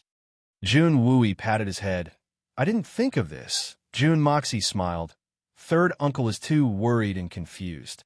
It's not that he didn't think of this. The three of them had come to a decision. Now, all that was left was to deal with changes by remaining unchanged. The three of them also felt that this matter was not a big deal, especially for young Master June. What was there to be worried about when faced with an unforeseen event that was already in his grasp? Emocia, don't you think you should think about it for a while? The training of the 300 strong guards should be relaxed for a while. They're already very tired from the high-intensity training every day. More haste makes waste. June Woo, he had a serious expression on his face as he raised this matter. June Moxie was startled. He became silent and slowly said, I understand third uncle's concerns, but the intensity of their training is still far from what I want. I will only strengthen it step by step. I won't relax them even a little bit. The ones who can endure it are the ones with the strongest combat power I want. June Wooey was stunned. That inhumane training still needs to be strengthened? If this group of people were placed on the battlefield, any one of them could become a standard killing machine. How could he say that it was still far from what he wanted? Just what kind of freaks was his nephew trying to train? And could those soldiers really endure it? On the field, there were 100 people divided into two teams fighting against each other. All of them were sweating profusely. Ever since he had returned from the outskirts of Tianfa Forest, Jun Emocia had come up with a training program that was twice as intense as the original.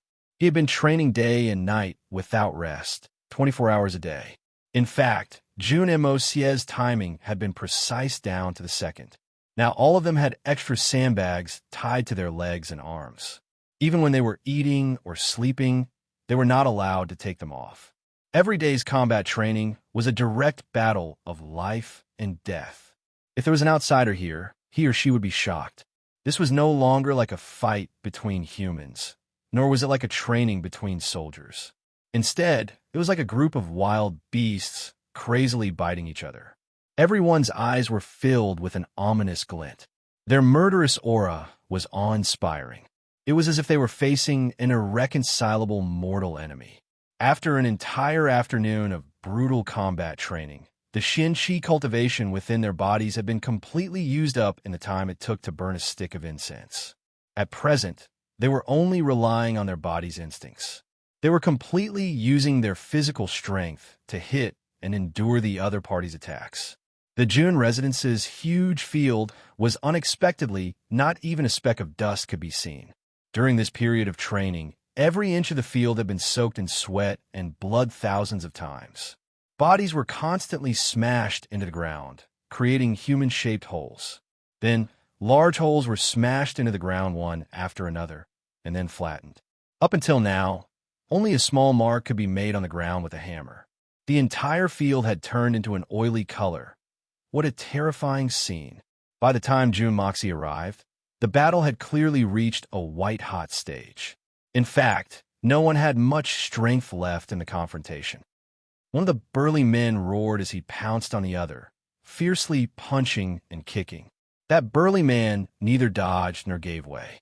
Two bangs resounded as he took the blows head-on. Then, he similarly punched and kicked. Both of them fell back at the same time with a loud bang. Then, they got up at the same time and fought fiercely again. It was like two rhinoceroses fiercely colliding with each other. The June residence's pond had turned dark at this moment. There were dozens of huge iron pots on the side. They were constantly boiling and boiling medicinal herbs. People were constantly pouring the boiled medicinal water into the pond. Then, they would add more water and continue to steam.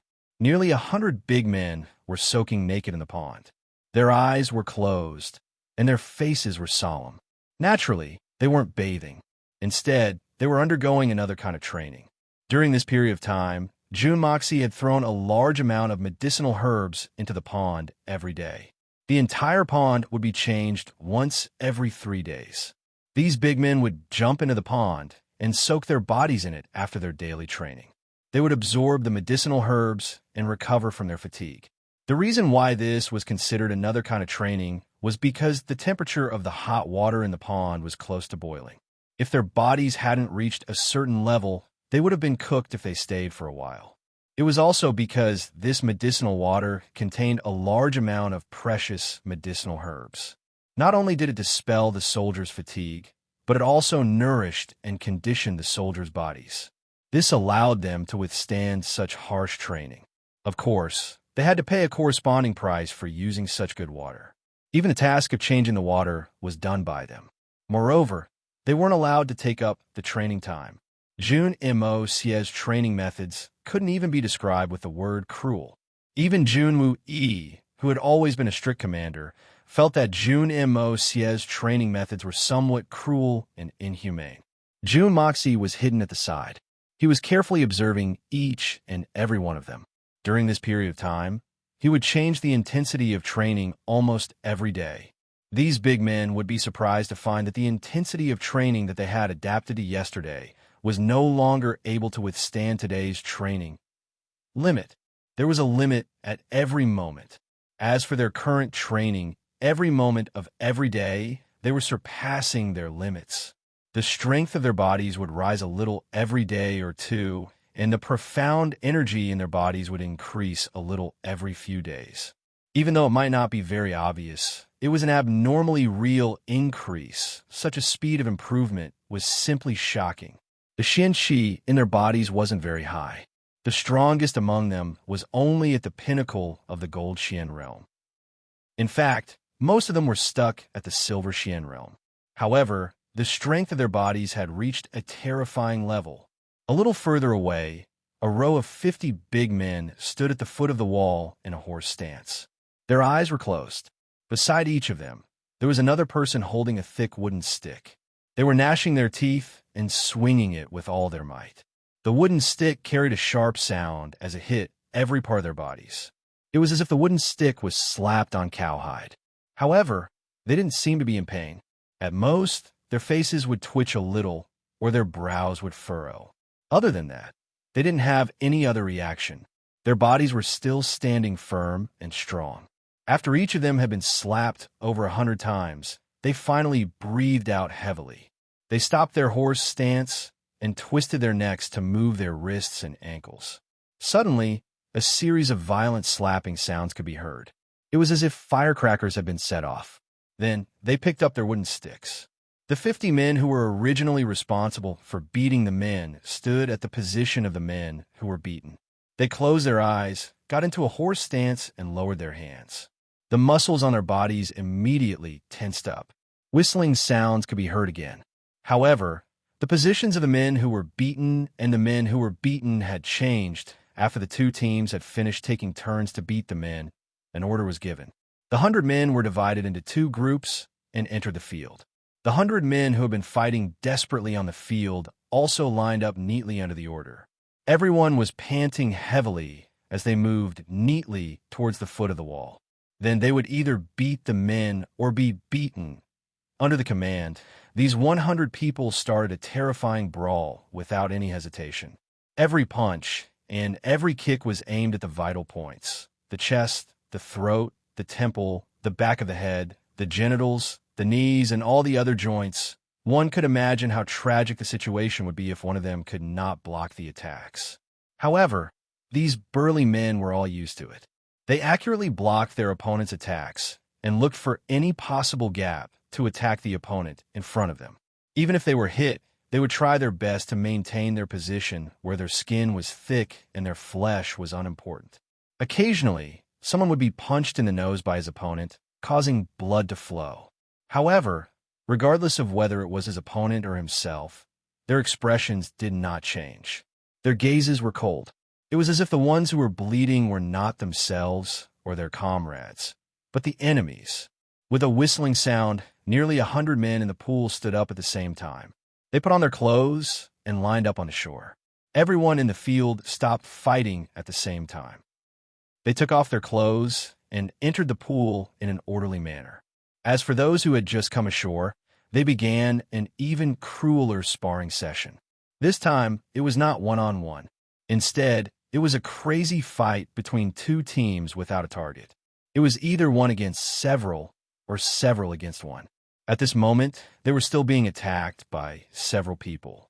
In the next moment, they had joined the ranks of several people attacking others. The scene was chaotic and indescribable. From time to time, a man could be seen being kicked in the chest or stomach. Then, he flew out and crashed into several people. However, in the next moment, he would rush back in with vigor and fight crazily. Throughout the entire process, apart from the loud shouts of orders, there were only the sounds of rough fighting. Not a single person spoke. When they spoke, they used another method. They used their fists, feet, elbows, and even shoulders. The three groups of people went through each other's training again and again. This was only the training during the day.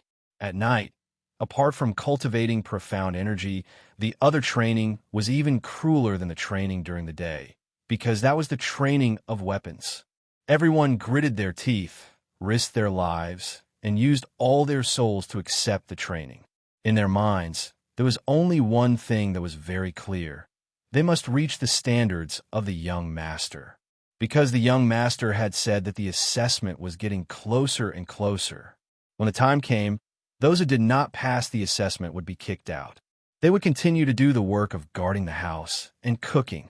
After tasting the sweetness of rapid progress and seeing the clear hope of becoming a strong person, no one was willing to go back to the decadent life of the past. That was a disgrace. This team of steel, after going through the test of death like a phoenix rising from the ashes, was finally about to take shape. Chapter 294. Still 2 chapters in one, 7,000 words. Seeking recommendation votes. Jun Moxie stood quietly as he watched the cruel training. His eyes were cold and ruthless. What he wanted was not just this. Only when the strength of these people's bodies reached their respective limits, when his batch of pills came out, would they be able to display the greatest effect. Let them improve in one fell swoop. In the future, Jun Moxie's main task for this team was to kill. Kill. Unceasing killing. Never-ending killing. In the middle of the Jun residence, Jun Tian and Jun Wui stood side by side on top of the tall tower. Their eyebrows twitched as they watched the cruel training below. Wui, what do you think Mo Xie wants to do by training these people? Is there a need to train them in such a manner? Jun Tian's eyes were solemn. If it was a normal soldier, this kind of training would undoubtedly be buying lives. Even if it was to train an undefeatable army, it would still be a bit excessive. However, from what I see, Mo Xie only has one goal in training this army: slaughter. Jun Wuyi's gaze was somewhat covetous. But it was no wonder that any general would be envious of such a troop. That would be a strange thing. This kind of troop was the dream troop of any general, in any army. Even if there were only 100 of them, let alone 300 of them, they would still be an invincible flood. He would be invincible on the battlefield and invincible in his attacks. Any enemy's nightmare. Kill. Jun Tian's eyes flashed with a trace of worry. Even if it is killing, it also depends on who they are killing for, why they are killing, and the purpose and original intention of killing. This is very important for the world, for the country, for the people, and for themselves. Father, this child does not agree with you. This child feels that no matter what, these people will only fight for one person. Jun Wui's eyes were cold. These 300 people will only fight for Mo Xie, for Mo Xie, and for the Jun family. Because the future of the Jun family lies in the hands of Mo Xie. Is it really important for the world, for the country, for the people? This kind of power, the old man was still worried. Once it appears in front of people, it will inevitably arouse suspicion. Suspicion? So what? Jun Wui narrowed his eyes, and a sharp, cold light flashed in his eyes. When has the Jun family not been feared by others? Isn't what our Jun family has done and endured not enough? Jun Wui's words were close to Jun Moxie's way of thinking. It was quite disrespectful. The old man let out a long sigh and remained silent. Were some of the choices he had made back then really correct? The Jun family's talents are withering. Should I also bear some responsibility? The Jun family will rise again with Mo Xie. He would no longer be hindered by anyone or any force. I'm incomparably confident of this. Jun Woo-yi slowly turned his head and looked at the fierce fight in the courtyard. Then he slowly said, "But this still requires time and strength. Absolute strength is needed. And now, we already have the embryonic form of absolute strength." He slowly clenched his fists, and his knuckles creaked. Didn't that brat Mo-sie say that he wanted to watch their training? Why is he nowhere to be seen? Grandpa Jun looked around. The training of these people no longer requires anyone's supervision. Jun Woo's eyes revealed a look of admiration. Training soldiers to this point is already at the peak of perfection. As for Mo-sie, I don't know what he's up to. That brat has always been very mysterious. Let's not care about him. Caring about him will only make things more troublesome. Not caring about him will save us a lot of trouble. In any case, he is now a hidden dragon. Father, let's let go of him. The old man snorted and said, "Don't care? Don't worry. You're thinking too much. Don't you think that as an uncle, you're not doing enough? Mo-sie is not young anymore. Don't you know that you should be concerned about Mo-sie's marriage? How come I don't know that Mo-sie has grown up and should be getting married? Didn't you see it with your own eyes? Right, that brat's capital is not bad, right?" Third Master Jun suddenly asked. "It's really not bad. It's very similar to this old man's demeanor in the past." "Bah, what are you talking about? Are you asking for a beating?" Grandpa Jun suddenly came to his senses and raised his hand to teach Jun Wooey a lesson. Third Master Jun chuckled. "Father, why are you so angry? Mo-sie has grown up. Are you not happy? However, the matter of marriage should be considered at length. Of course, if you think that you can force Mo-sie to do something that he doesn't want to do, I have no objections. On the contrary, I will be happy to see it happen." In the face of his son's counterattack, Grandpa Jun became angry. Grandpa Jun was infuriated. However, when he thought about it, his precious grandson might not even be able to force him to do such a small thing, let alone suddenly asking him to get married. That Duga girl is very good to Mo-sie. I can see that Mo-sie is also interested in her. Apart from that, is there anything else? That girl might not be able to stand up to Mo-sie. Grandpa Jun was unwilling to give up and asked. This sanctimonious and unscrupulous pair of father and son had begun to construct a harem for their nephew and grandson. Apart from that, didn't he often go to the Spirit Fog Lake? Maybe there. Jun Wooey blinked. Grandpa Jun almost fainted. He held his forehead with one hand. Forget about those. Is there anything else? I remember that Mo-sie was very ambitious towards his sister-in-law, Ching Han. Jun Woo-yi broke the window with a schwa sound after he had spoken these words. Then he flew away and disappeared without a trace. He knew what awaited him if he stayed. Bastard! Get out of here! Grandpa Jun flew into a rage. He wanted to continue his outburst, but he found that his son had disappeared without a trace. He could not help but stare, stomp his feet, and roar all the way down the stairs. But halfway through his roar, he frowned thoughtfully. Does our Jun family have to delay him for the rest of his life? Grandpa Jun sighed and shook his head. Ridiculous. Ridiculous. He did not know what the old man was talking about. Jun Moxie could faintly hear Grandpa Jun's roar from the side of the sports field. He could not help but feel confused. What's wrong with Grandpa Jun? Why did he suddenly get angry? Jun Dashao naturally did not know that Grandpa Jun's anger was completely provoked by him. Even though he was innocent, his body flashed, and Jun Moxie's shadow disappeared from the side of the sports field. Seeing that the sky was getting dark, Jun Moxie's heart was filled with a faint anticipation. There were many things to be done tonight. First, the thing that Xiao Feng Wu was wearing was a good thing. How could it be ordinary if it could trigger a reaction from the Hongjun Pagoda? Jun Dashao did not know what that thing was. But regardless of whether he knew or not, he had already made up his mind to snatch it back. Secondly, Jun Moxie was very interested in the assassin who tried to assassinate him. Moreover, Jun Moxie liked the assassin's way of doing things. In fact, he approved of it. He would never fight head-on. He would never turn back if he missed his target. Instead, he would immediately run away without any hesitation. This was Jun Moxie's way of doing things in his previous life. This was the true meaning of an assassin that Jun Moxie had seen in this world. In Jun Moxie's eyes, those assassin organizations and the like were just ordinary Xian cultivators who liked to fight. Where was the demeanor of an assassin? Those people didn't deserve to be called assassins. In addition to that, there was also that extremely fast killer move.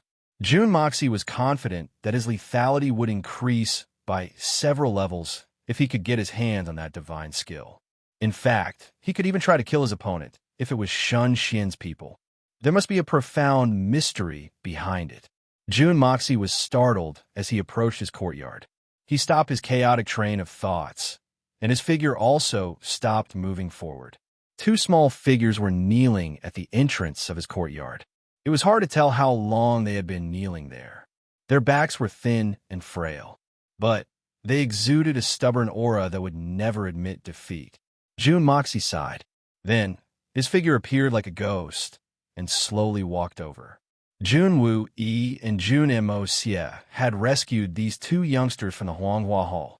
The rest of the youngsters had already been settled down, but these two kids hadn't left. They had insisted on learning their skills and taking revenge for their deaths. But these two people weren't seriously injured, but they were mute. Their tongues had been cut in half, so it was impossible for them to speak. Moreover, one of them only had one arm. It wasn't that Jun Moxie hadn't been tempted, but he had reluctantly refused after he had examined these two people. These two children had astonishing perseverance. Their hatred was also in place, but their aptitude was mediocre. What's more, both of them were now disabled. The Huanghua Hall hadn't given up on training them for no reason. Jun Moxie had seriously considered all aspects. If he were to wholeheartedly train these two children, then, with their tenacious perseverance, coupled with his own cruel training and guidance, they would be able to endure the baptism of time. Then, they would have considerable achievements. In fact, they might even have the opportunity to reach the Earth Xian realm in this lifetime. An Earth Xian expert, this achievement couldn't be said to be low. In fact, it was an achievement that ordinary people would find difficult to achieve in their lifetime. And it was a height that ordinary people and forces would have to look up to. But it was completely meaningless for these two children and Jun Moxie. First of all, how could Jun Moxie afford to wait? Not to mention that he would have to spend a huge amount of money, medicine, and time on them. If he could only obtain two Earth Xian experts, then he would have to spend a long time to train them. So, there was no need to train them, and there was no value in training them either. Moreover, they yearned for the power of vengeance. But it wasn't something that could be cultivated in a short period of time. So, everything would be meaningless. Although Jun Moxie sympathized with them and secretly admired their perseverance, he clearly understood that it was impossible. But these two children had been kneeling here every day ever since they were rejected by him. Whenever they saw Jun Moxie, even though they couldn't speak, their eyes were full of pleading. Today was already the 9th day that they had been kneeling. Hearing the familiar footsteps of Jun Moxie, the two thin and weak bodies trembled. Then they straightened their backs even more. But they remained kneeling and didn't move an inch. Sighing, Jun Moxie slowly walked in front of them. "Raise your heads and look at me." His voice carried an inviolable command. The two youths' bodies trembled. They raised their heads and looked at Jun Moxie. Jun Moxie was startled. The eyes of these two children, who were at most 13 or 14 years old, no longer had the urgency and desire from a few days ago. Instead, it was a deathly stillness. But it wasn't an empty, deathly stillness. Instead, it was a kind of deathly stillness that disregarded life and death. It was a deathly stillness that disregarded everything in the world. Deathly stillness, but definitely not empty. Jun Moxie sighed in his heart. This was the gaze of a top-notch killer. After being oppressed to the extreme, it transformed into a gaze that regarded human life as nothing more than grass, even to the extent that they regarded themselves as nothing more than grass. If their aptitude was just a little bit stronger, As long as it was a little bit stronger, June Moxie wouldn't hesitate to accept them. But, unfortunately, their innate aptitude was too inferior. To become a talent, one needed 1% inspiration and 99% perspiration. But the 1% inspiration was the most important. It was even more important than the 99% perspiration. Tell me your reasons. Let me see how determined you are. June Moxie felt a sense of pity in his heart. These two children had been rescued from those jars. The suffering they had suffered was absolutely unimaginable to ordinary people. But it was precisely these two people who were filled with hatred, but had no aptitude for martial arts. This made June Moxie couldn't help but sigh for them. Determination? The two of them looked at each other. Then, they nodded at the same time. The child on the left suddenly put the index finger of his left hand into his mouth. He bit it ferociously. His small head moved to one side, and a big piece of flesh was torn off. Blood gushed out. His whole body trembled in pain. His face turned pale, but his body remained motionless. He stretched out his finger and wrote a word on the ground with his blood. Halfway through writing, the flow of blood gradually slowed down. He looked at it with dissatisfaction. Then he raised his finger, put it into his mouth, and bit it with all his might. Then he pulled it hard again. A crisp sound was heard. A short finger bone was forcibly pulled out. The white powder was thrown on the ground. Blood spurted out like a fountain. The blood spurted far away, and some of it splashed onto June Moxie's face. And the other child did the same action. Their small bodies trembled, but they managed to control themselves. Using the blood that gushed out, they wrote 8 large words on the ground. The child on the left wrote, "Even if I die, I won't regret it." The child on the right wrote, "If I don't become strong, only death awaits." 16 bloody words. Each word was full and powerful. Although it was crooked, every stroke and stroke was done with such force and meticulous care. After writing, the two children kneeled on the ground and kowtowed to June Moxie. June Moxie's eyes suddenly turned blood red. At this moment, June Moxie strangely felt his heart tremble fiercely for a moment. The evil prince, who had lived 2 lives, had always thought of himself as cold-blooded and indifferent. The heavenly Tao was heartless, treating all living things as straw dogs. He was also heartless, treating common people as if they were nothing. Even when he saw that inhumane scene in Huanghua Hall, he didn't feel the slightest tremble in his heart. But now, these 2 stubborn youngsters had deeply moved him. "Good. Since you have such intentions, I won't be stingy to give you a chance." June Moxie took a deep breath, and the blood in his eyes gradually faded. He said in a deep voice, "Today, I will give you a chance to dominate the world in the future. But you must remember, this is also a path of death filled with endless killing intent. I hope you don't let me down." The 2 children raised their heads at the same time. They couldn't speak, but their eyes emitted extreme ecstasy.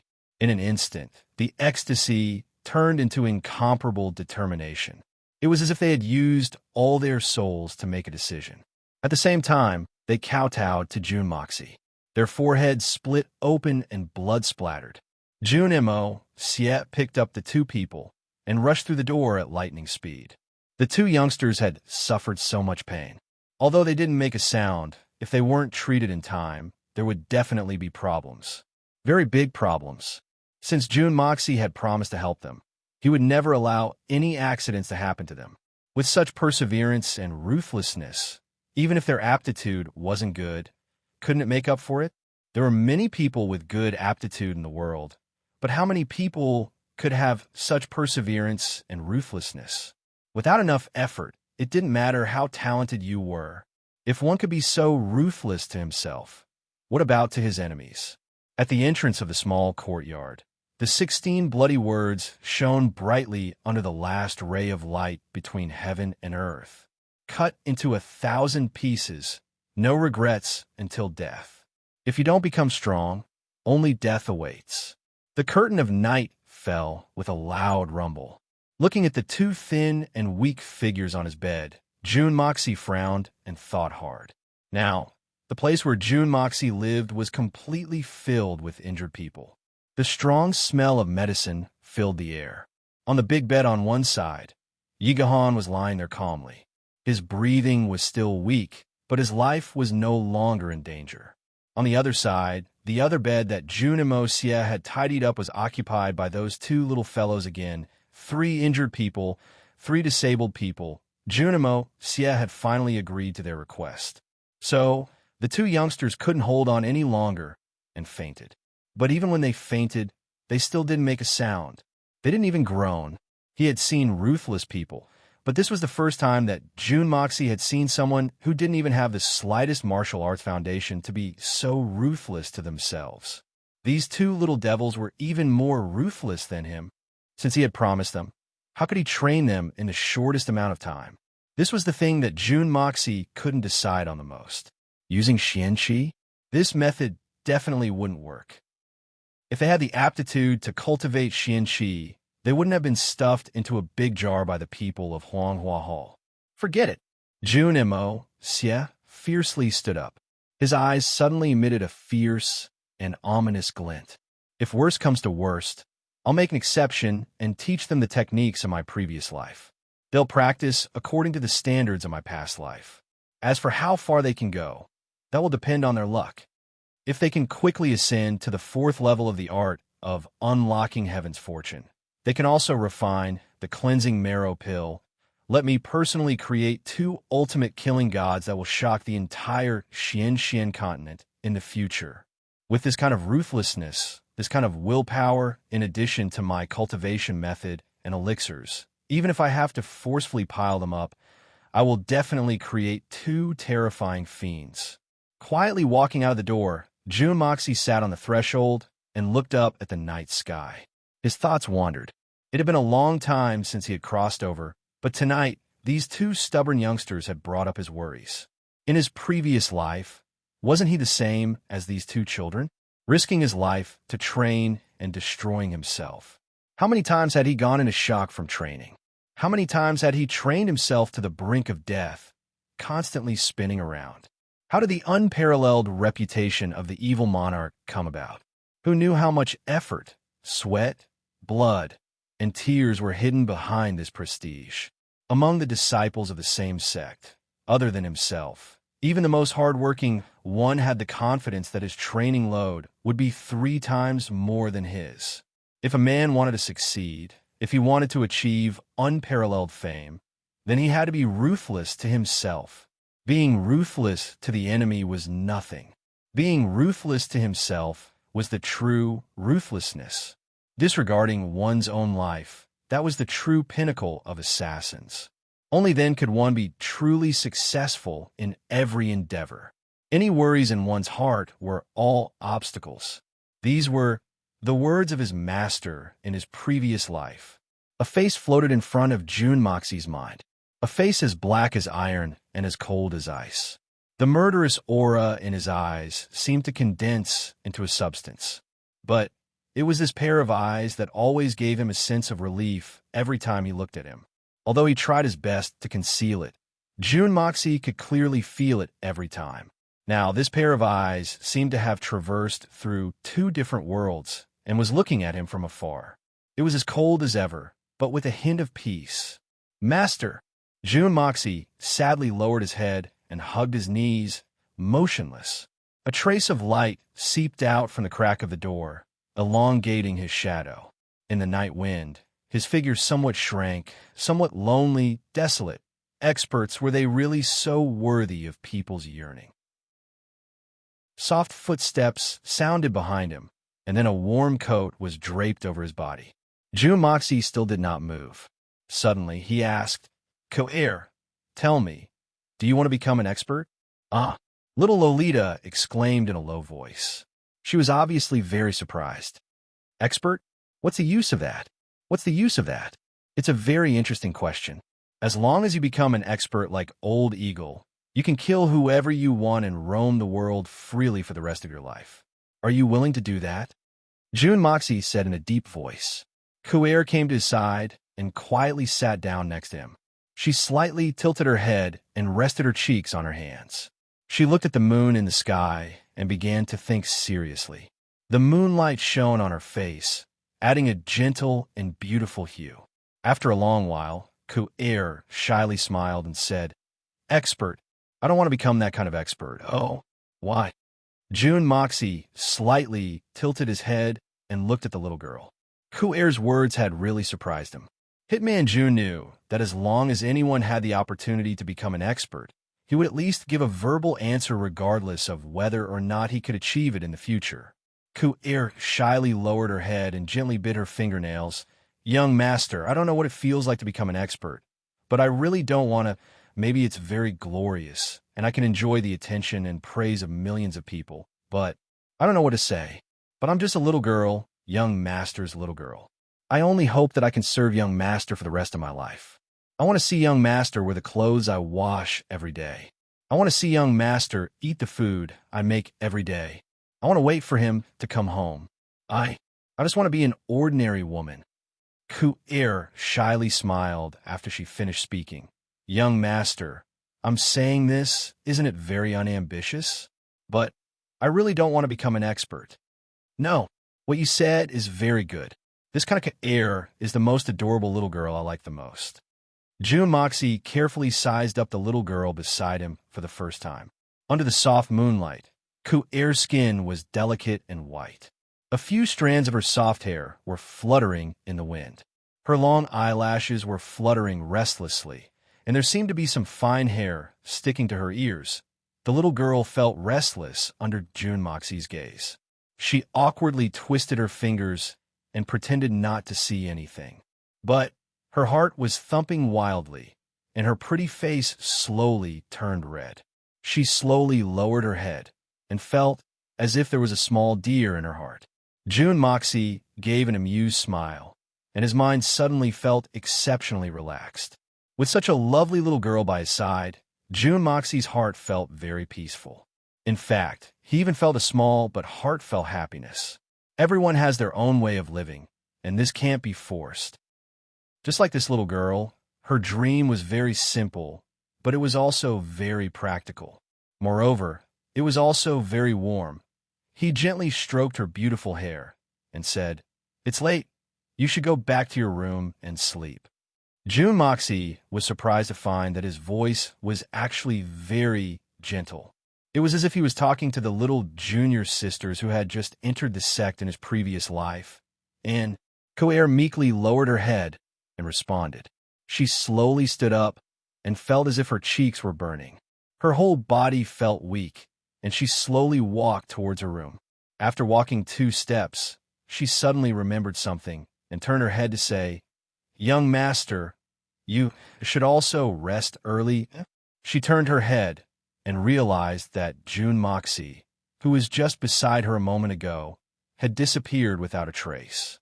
So fast, the little girl bit her lips and smiled shyly. She pursed her lips and suddenly remembered that morning. She couldn't help but cover her face. "What am I thinking?" Jun Moxie faced the night wind and flew at high speed. He felt that the art of unlocking heaven's fortune was spontaneously operating within his body. Each cycle brought him a powerful source of power, and with an unstoppable momentum, it flowed through his meridians, and he felt incomparably comfortable. The magnificent Jewel Hall was right in front of him. Jun Mo-Sie deliberately restrained his aura and silently floated in. Then he disappeared underground in an instant. His spirit sense penetrated every inch of the ground after he had sunk into the ground. Then he slowly spread it outwards. Jun Moxie hadn't forgotten that he was almost discovered by Lei Wu Bei last time. Within the magnificent Jewel Hall, he knew that there were at least 3 Shenxians. So how could he dare to be careless?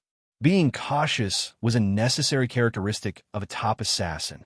However, the result of the spirit senses probing had greatly surprised Jun Mo-Sie.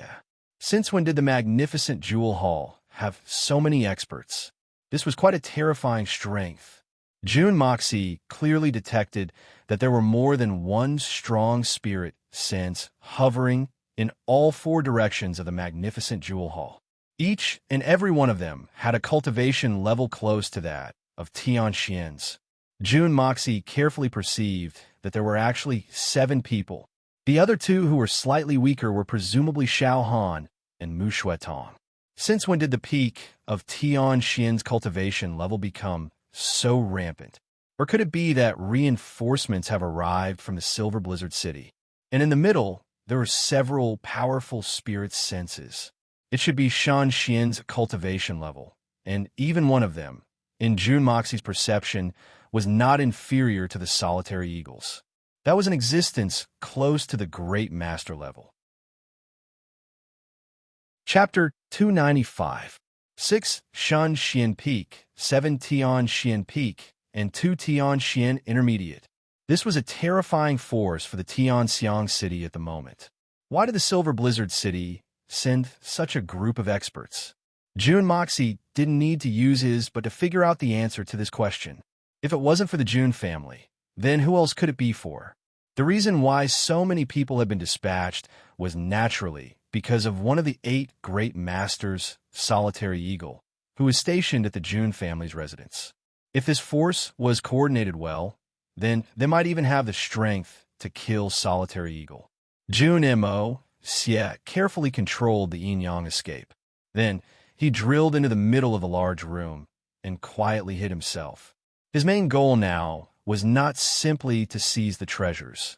He needed to know the true intentions of these people and the true intentions of the Silver Blizzard City. Then he needed to quickly formulate a countermeasure to eliminate the enemy's strength. Otherwise, the consequences of this situation would be very worrying. Who would have thought that a moment of greed would lead to such an important piece of information? Jun Moxie sighed from underground. It's better for people to be a little greedy. See, isn't this a good thing? Isn't this the legendary meat pie that fell from the sky? The heavens still favor the good, and this young master has done a lot of good deeds. I've punished the evil, done good deeds, built bridges, paved roads, and blessed the people. I haven't had the time to do those things yet. But if this young master wasn't a good person, then why would the heavens favor this young master? Humph! Why? Do you want that damned cripple to continue being so arrogant? I think it's better to take this opportunity to cut the weeds and eliminate the roots. A long night is fraught with dreams. It wasn't clear what was being said, but an indignant voice rang out. It sounded very unreconciled. The one who had spoken was Xiao Han. Impudent. Our actions are the result of the Silver Blizzard City's collective research. When did you have the right to question us? You don't even know your place. A feminine voice scolded. If it wasn't for you stubbornly going your own way back then and fanning the flames everywhere, would there be such chaos now? If the Dongfang family hadn't come out of nowhere to rob and kill us during the incident in the Silver City, which aroused the public's anger and diverted their attention, I'm afraid that the Supreme Covenant would have intervened because of your nonsense. Now, do you still want to destroy the Silver City? How can a mere Jun family destroy the Silver Blizzard City? Grandpa, how can you blame me for messing around?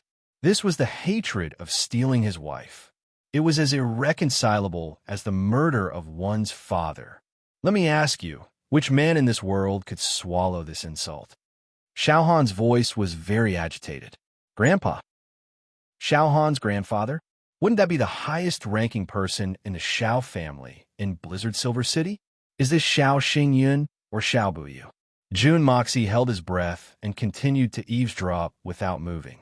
He heard every single sound, big or small, in his ears. But you've already killed 4 people of the Jun family, and they were the backbone of the family. Jun Wui has also been crippled because of you, you evil creature. What more do you want? Do you really want to leave no one alive? The feminine voice seemed to be hating iron for not becoming steel. Besides, what kind of situation are we in now? The Shuehun Manor and Changsha have issued a supreme summoning order. How can that be a trivial matter? We also have to rush to the southern region. So, how can we be delayed because of a trivial grievance like you? And how can we stir up trouble at such a critical juncture? One couldn't help but admit that this person's manner of speaking and handling was quite magnanimous. At least, he wasn't as unbearable as Xiao Han. Speaking of this matter, I thought of another matter. The two are somewhat related. So, I asked Grandpa to participate in this. Xiao Han's spirit seemed to be roused. I received a note when I was about to leave the Imperial Palace. There was only a brief message on it. Jun Wui will be leading the army to the south to deal with the Xian beast tide. Grandpa, it would be better if we... What's the use of sending ordinary soldiers to deal with the Xian beast tide in the south? The feminine voice suddenly paused. It seemed as if it had pondered for a moment. Then it continued, that's right. This might be an opportunity if that's the case. Second brother, this note of unknown origin is indeed an opportunity. But, second brother, please don't forget that Solitary Eagle will also be heading to the south once the Supreme Summoning Order is issued. And he will certainly be traveling together with Jun Wui if he goes. So, it won't be easy to deal with Jun Wui with Solitary Eagle around. Therefore, the crux of the matter is that the Solitary Falcon is the core of the problem. Second brother, it seems that the second most important person of the Xiao family is Xiao Buyu. That's right. That old Solitary Eagle must pay the price since he wants to stick his neck out. How can we not take revenge for our sixth brother? Xiao Buyu's feminine voice was brimming with murderous aura. We'll act according to the circumstances when we reach the south. First, we'll concentrate the strength of the six of us and the seven swords. Then, we'll besiege and kill Solitary Eagle. Then, we'll decide whether or not we'll deal with Jun Wui.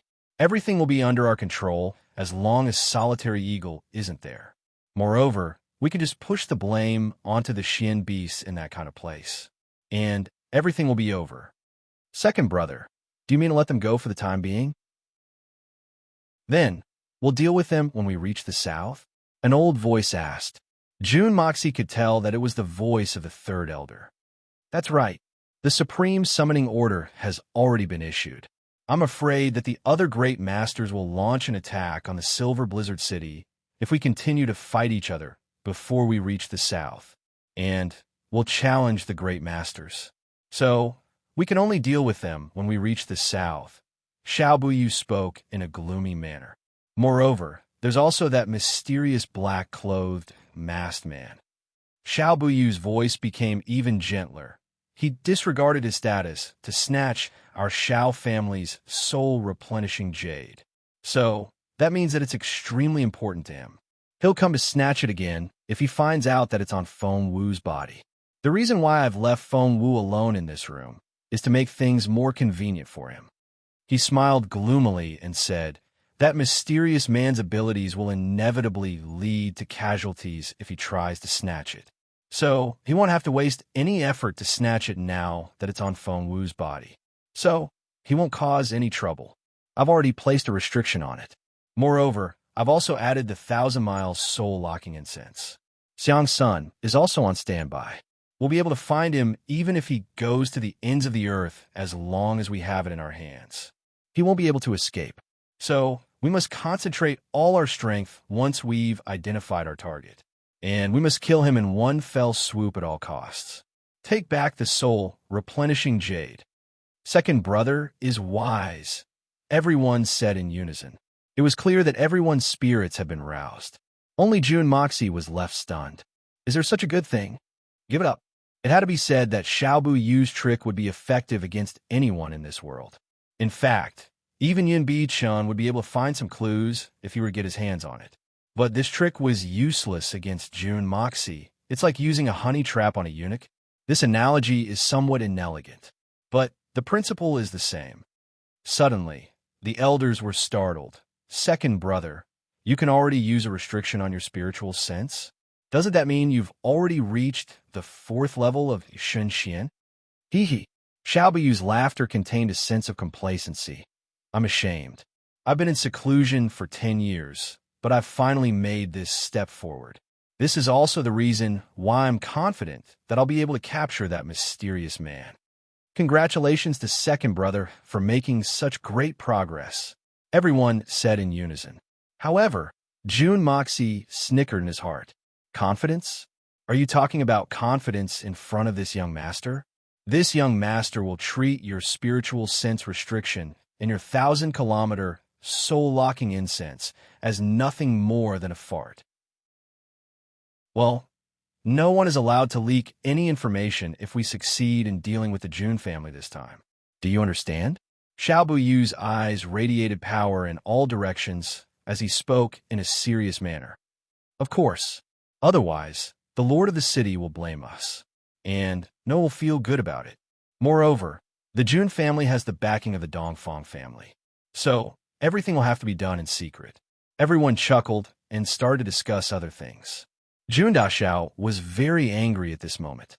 This Xiao family is very vicious. I want to see who will be exterminated during this trip to the Southern Heaven City. Not even the chickens and dogs will be spared. Second brother, it seems that this Xian beast tide is extraordinary. Could it be that the king-level experts of Tian Fa have intervened? Otherwise, how could there be such a big movement? Now that the Supreme Medallion has been issued, second brother, do you think any of the 8 great supremes will go? It was the 9th elder's voice. It's not difficult to determine.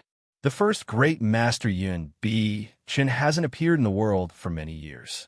So, I'm afraid that he won't be an exception this time. Moreover, the blue great master Meng Hongchun is too far away from the Southern Heaven City.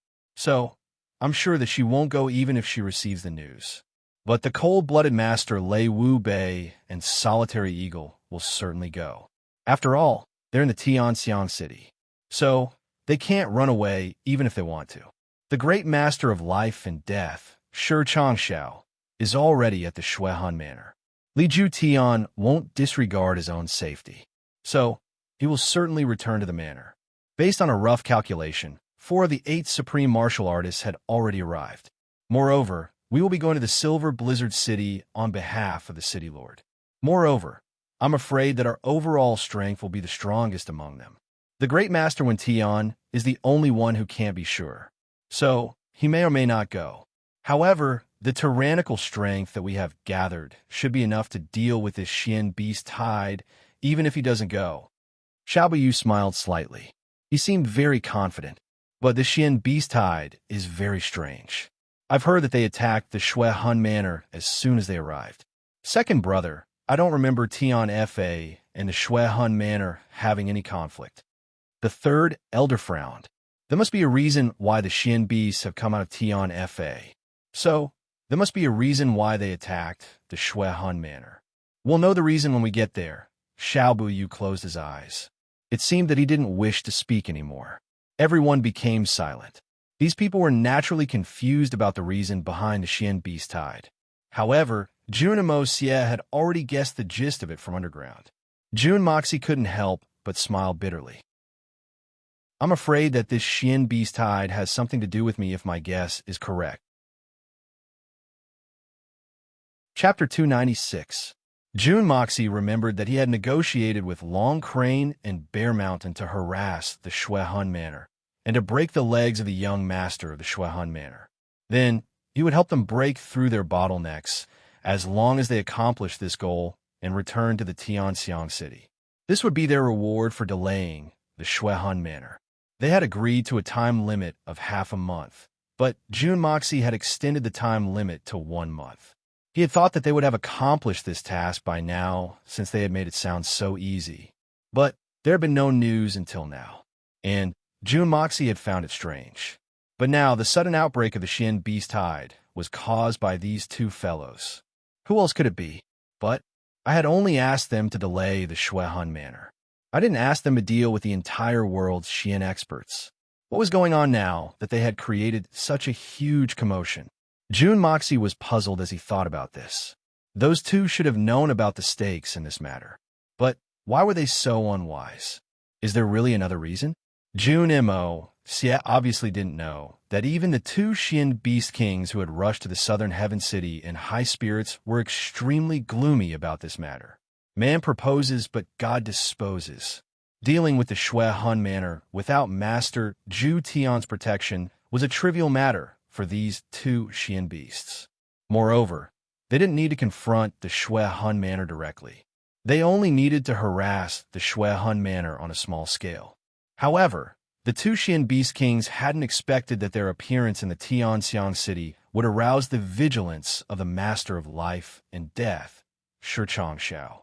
Shi Changxiao left for the Shuehan Manor in the Southern Heaven region the same night after the Xian Core competition had ended. How could the Xian Beast Kings be a trivial matter? After all, the Shuehan Manor was next to the Tian Fa forest. The Xian Beast Kings of Tian Fa had left the forest. So, the Shuehan Manor shouldn't be unaware of such a big matter.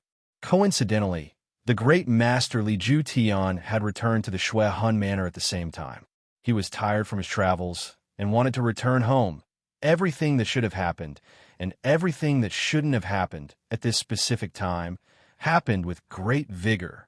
The two Xian Beast Kings, Long Crane and Bear Mountain, had arrived at the Shuehan Manor in a very ostentatious manner. Then, they had arrogantly kicked open the manor's gate and had vigorously carried out Jun Moxie's policy of stirring up trouble.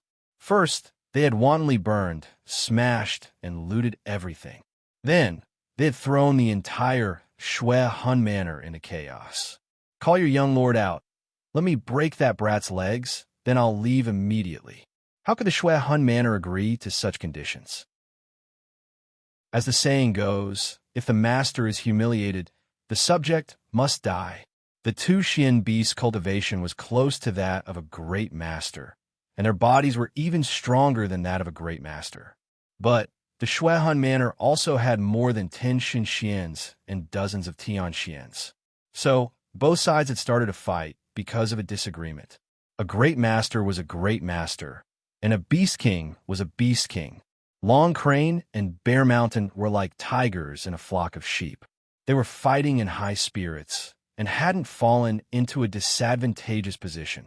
Moreover, they weren't like the 8 great masters. They didn't care about their status as masters, and they didn't have any misgivings. In fact, they had taken advantage of the chaos and had started to rampage through the Shuehan Manor. They had pushed down walls in the east and set fire to the west.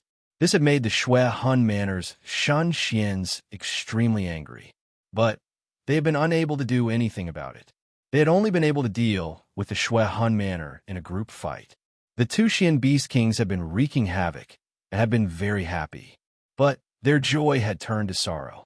First, the great master of life and death, Shi Changshao, had arrived at the most chaotic moment.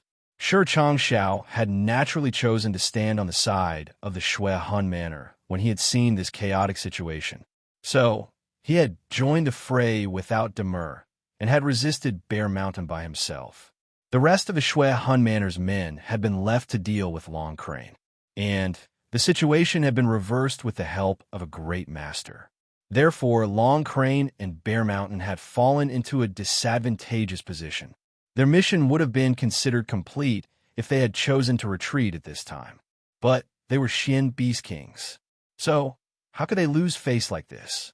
How would they have the face to look for that mysterious master to break through the bottleneck if they had given up after being beaten by him? Moreover, he hadn't even done what he had asked for. He had only knocked down a few houses.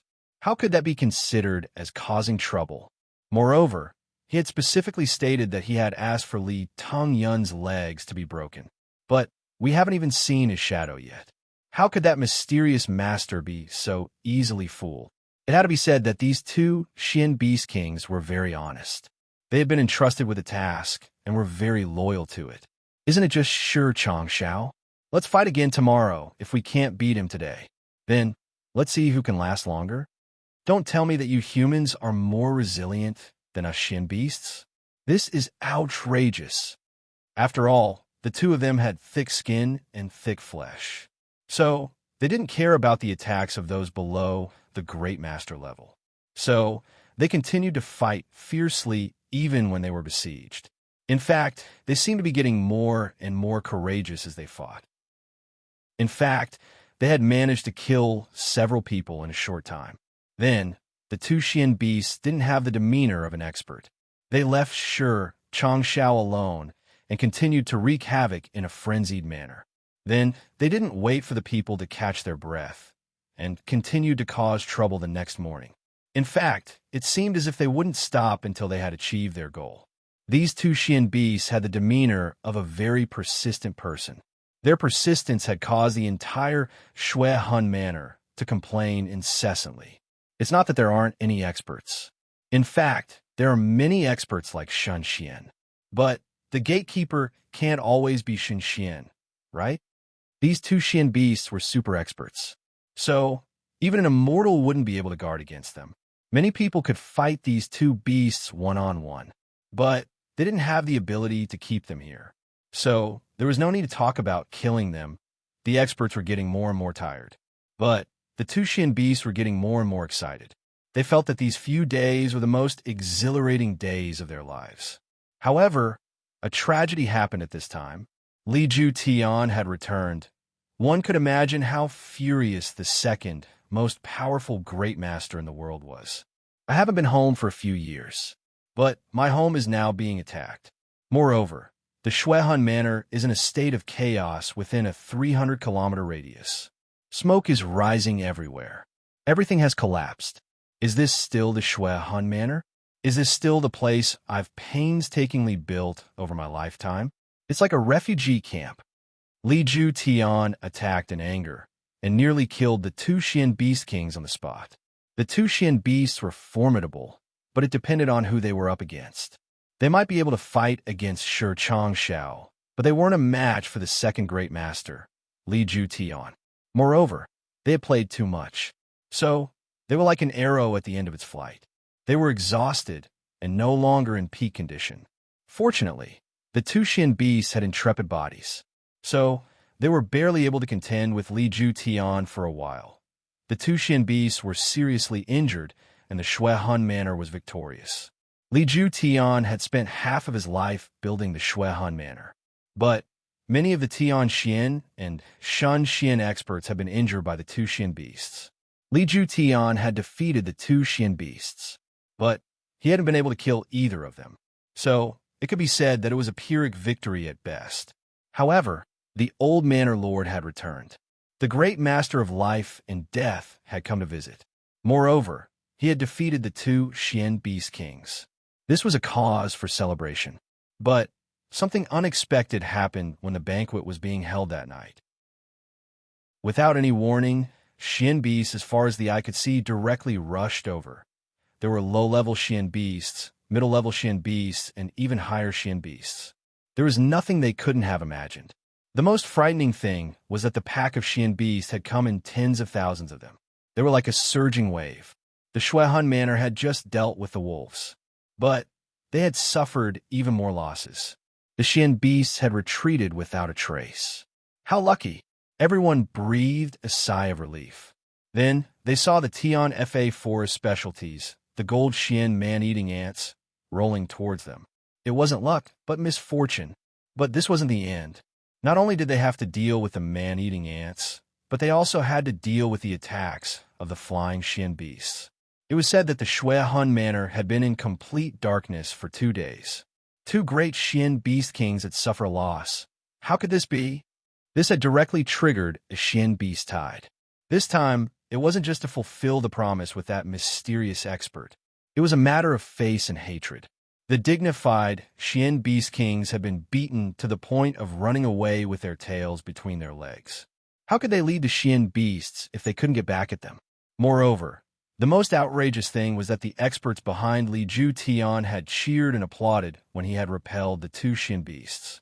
They had been bullied by the two Xian Beasts for the past few days. So, it was only natural that they would say something unpleasant when they saw the two Xian Beasts suffer defeat. In fact, the two Xian Beasts hadn't been killed on the spot by Li Ju Tian. Therefore, the two Xian Beast Kings had become furious. Their hair had stood up in anger. Moreover, the Tian Fa Forest had experienced a small change recently, and this had made the two Xian Beasts even more unscrupulous. There was a saying that goes, when the tiger is gone, the monkey becomes the king. So, wouldn't they be able to do anything without restraints? Moreover, how could they deal with great master Li Ju Tian if they didn't do something big? Therefore, the Xian Beasts had recklessly rolled up like a hurricane and had crazily engulfed everything. Li Ju Tian's methods had reached the heavens, but he was only one person, so he had been forced to retreat again and again. However, the two Xian Beast Kings didn't seem to have any intention of stopping. They were blindly unwilling to let the Xian Beasts off. In fact, It seemed as if they were going to kill them all. The two Xian Beast Kings were also having difficulties in their hearts. Big brother, quickly hand over your son. We will break his legs and retreat immediately. How can you be so untactful? We won't break his legs. We will only break his legs. He will be fine after 2 days. In any case, let us go through the motions, right? Damn, such a simple matter can force us to retreat. But these old fellows insist on fighting to the death. Chapter 297.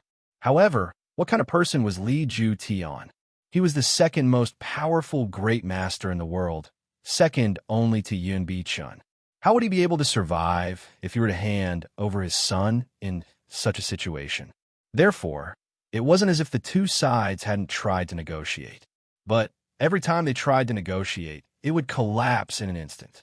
The fight between the two sides was getting more and more intense. The Shuehun Manor eventually couldn't afford to continue fighting. They would be completely annihilated and become food for the Xian beasts. Therefore, Li Ju Tian and Shi Changshao had no choice but to issue a great master summon for help. And after that, it was the situation that Jun Mo Xie and the rest knew about. This matter had become very big. Moreover, everyone was confused and didn't know why such a thing had happened. Even the two great Dark Beast Kings that had caused the trouble were bewildered. That man wants us to deal with the Shuehun Manor? Why? I don't know. They weren't the only ones who were depressed by this question. Li Ju Tian and the Shuehun Manor were even more depressed and angry. Who did we provoke? How did such a disaster suddenly befall us? What kind of person was behind all of this? Wasn't all of this too strange? Li Ju Tian had asked Long Crane and Bear Mountain many times. Why? We've been living in harmony for so many years, and we've even done business with each other. But now, you've come to kill us without saying anything. Even if you want to go to war with my Shuehun Manor, you must at least give us a reason, right? Li Ju Tian's request wasn't excessive. In fact, it was very reasonable. There must be a reason for the two countries to go to war, right? The two Xian beasts were always left speechless at this time. We're in the wrong. Can we say that we lost a bet, and that man doesn't like your Shuehun Manor? So we came here. We only wanted to break your son's leg. That's all? Wouldn't that be a loss of face? It's as if our brothers have been reduced to someone else's thugs. We're also famous, and we can command great people. The two beasts hemmed and hawed. In the end, when they were pressed, Bear Mountain's temper flared up. Damn it. Aren't you just the second supreme being? You actually dare to interrogate us? Who do you think you are? Li Ju Tian didn't ask any more questions after Bear Shanshan had spoken those words. However, both sides had fought even more fiercely than before. Li Ju Tian would have followed the Xian beasts into the Tian Fa forest even if they wanted to retreat. He was about to explode from anger. This was because Big Bear had said a rather classic line. No reason. I just don't like the look of you.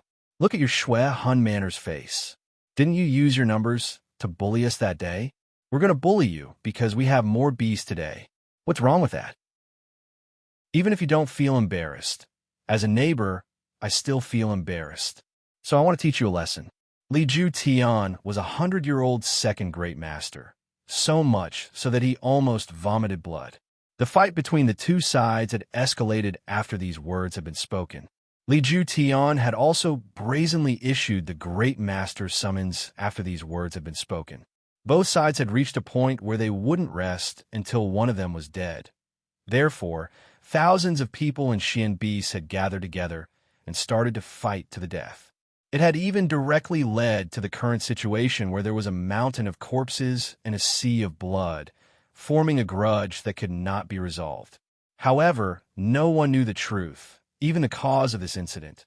Young Master Jun Mo Xie was also confused. In fact, he was completely flabbergasted. I only wanted you to cause some destruction, okay? I didn't ask you to start a world war. You can't blame me for this dispute. I didn't mean it. I'm innocent. Of course, Li Ju Tian would have vomited blood if he knew that the Shuehun Manor that he had painstakingly built for his entire life had almost been destroyed because his precious son had wanted to take a concubine. What was a femme fatale? This phrase, in a situation where no one knew about it, had been created using the corpses of countless profound beasts and the blood of countless experts. Under a situation where tens of thousands of people were silently searching for the truth, it was the most authentic and authoritative interpretation. From ancient times until now, there had been many legends of femme fatale. But there had never been a femme fatale who had brought such a calamity to the martial world. In fact, even the Xian beasts had been harmed. Guanqing Han, the young madam of the Jun family, had set precedent. Not only was this unprecedented, but it would also be unrepeatable. The young lady of the Jun family, Guanqing Han, could be said to be the most beautiful woman in the universe if one were to judge her from this point alone. Of course, this beauty had one thing in common with all the other beauties of the past. She was innocent. In fact, she was even more innocent than them. And that's because Guanqing Han didn't know about this matter. She was thousands of miles away in the capital, grieving for Qiu Yanyu. How could she have known that she was thousands of miles away? In fact, this whole matter was an unsolved case. Just like now, in a room above the ground of the magnificent Jewel Hall, the 6 great masters, Shun Xian, were aimlessly guessing. And underground, Jun Daxiao was also frowning in deep thought. What was the purpose of this Xian beast tide? Why did it have to be so big?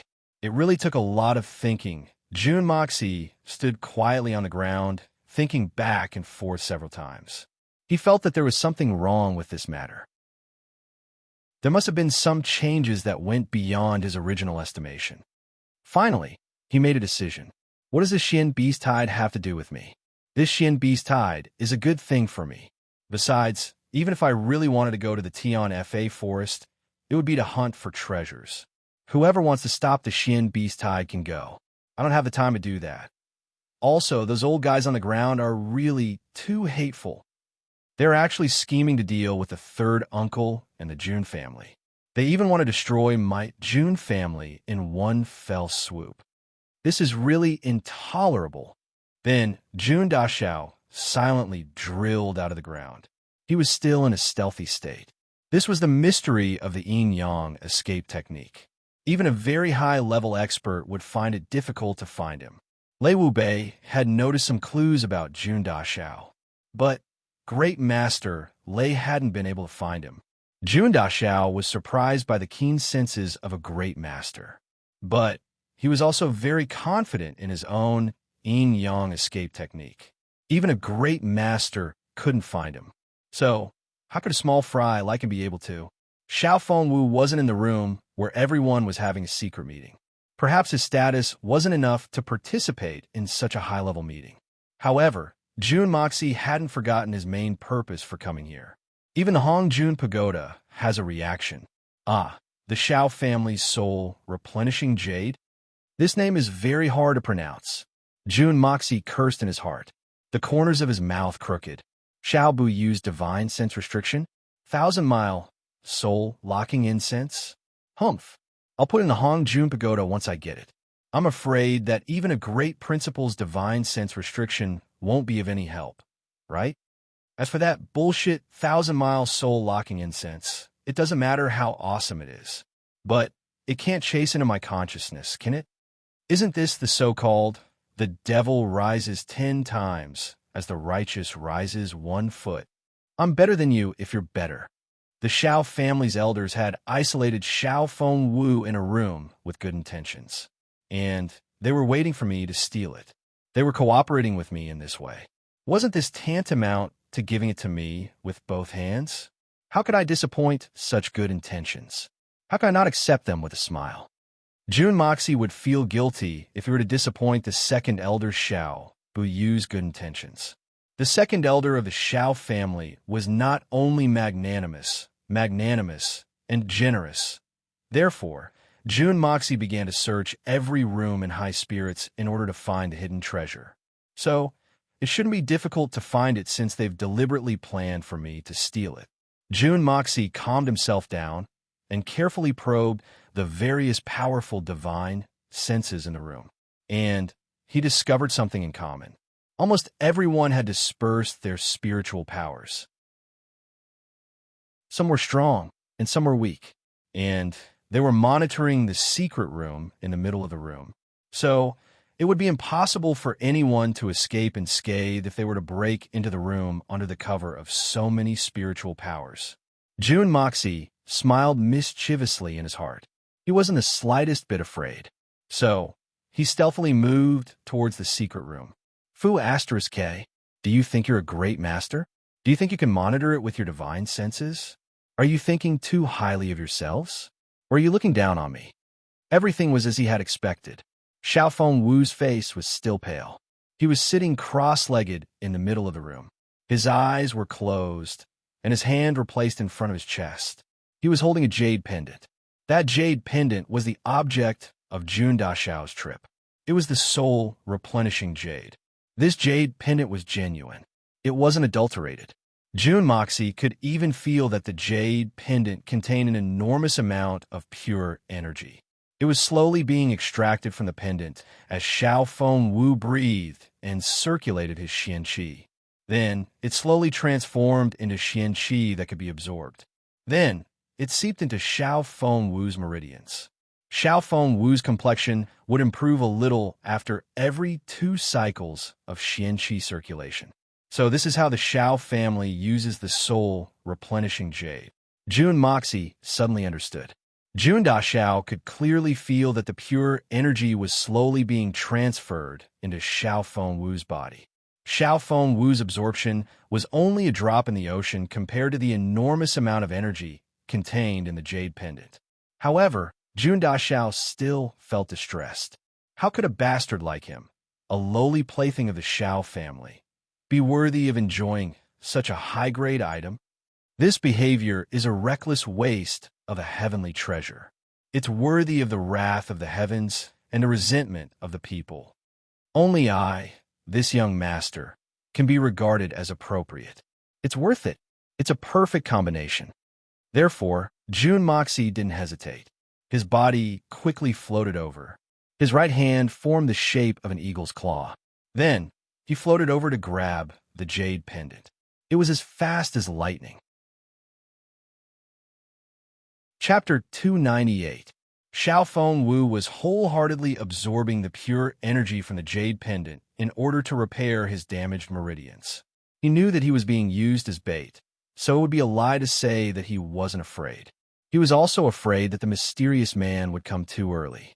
Even if he disdained to kill him, he wouldn't be able to fully recover from his injuries. Then, he would have to suffer for a few more days. Therefore, he worked very hard, wholeheartedly absorbing the pure energy that came from the jade pendant. He could clearly feel that his damaged meridians were slowly wrapped by the pure energy transmitted from the jade pendant. It was as if his whole body was soaked in warm spring water. He only felt that his whole body was warm and extremely comfortable, and his damaged meridians were also recovering at an abnormally rapid speed. He only felt that his spirit was floating, as if ascending to heaven, like an immortal, like a dream, like an intoxicated person. Just when he was feeling the most comfortable, his hand suddenly shook, and the jade pendant disappeared in an instant. Xiaofeng Wu was shocked. He hastily opened his eyes and saw that the jade pendant was floating in front of his chest. It paused for a moment, and then quickly flew away. What was even more bizarre was that Xiaofeng Wu didn't sense anyone's shadow or aura. It was as if the jade pendant had suddenly grown a pair of legs and had a life of its own. How could such a thing happen? What's going on? This definitely wasn't the work of an expert who used profound Xian Qi to guide the jade pendant. First, it wasn't necessary. Second, there wasn't any Xian Qi fluctuation. Xiaofeng Wu could tell the difference between the two. So, what was going on in front of him? Xiaofeng Wu's consciousness blurred. He almost thought that he was dreaming. He shook his head forcefully to clear his head.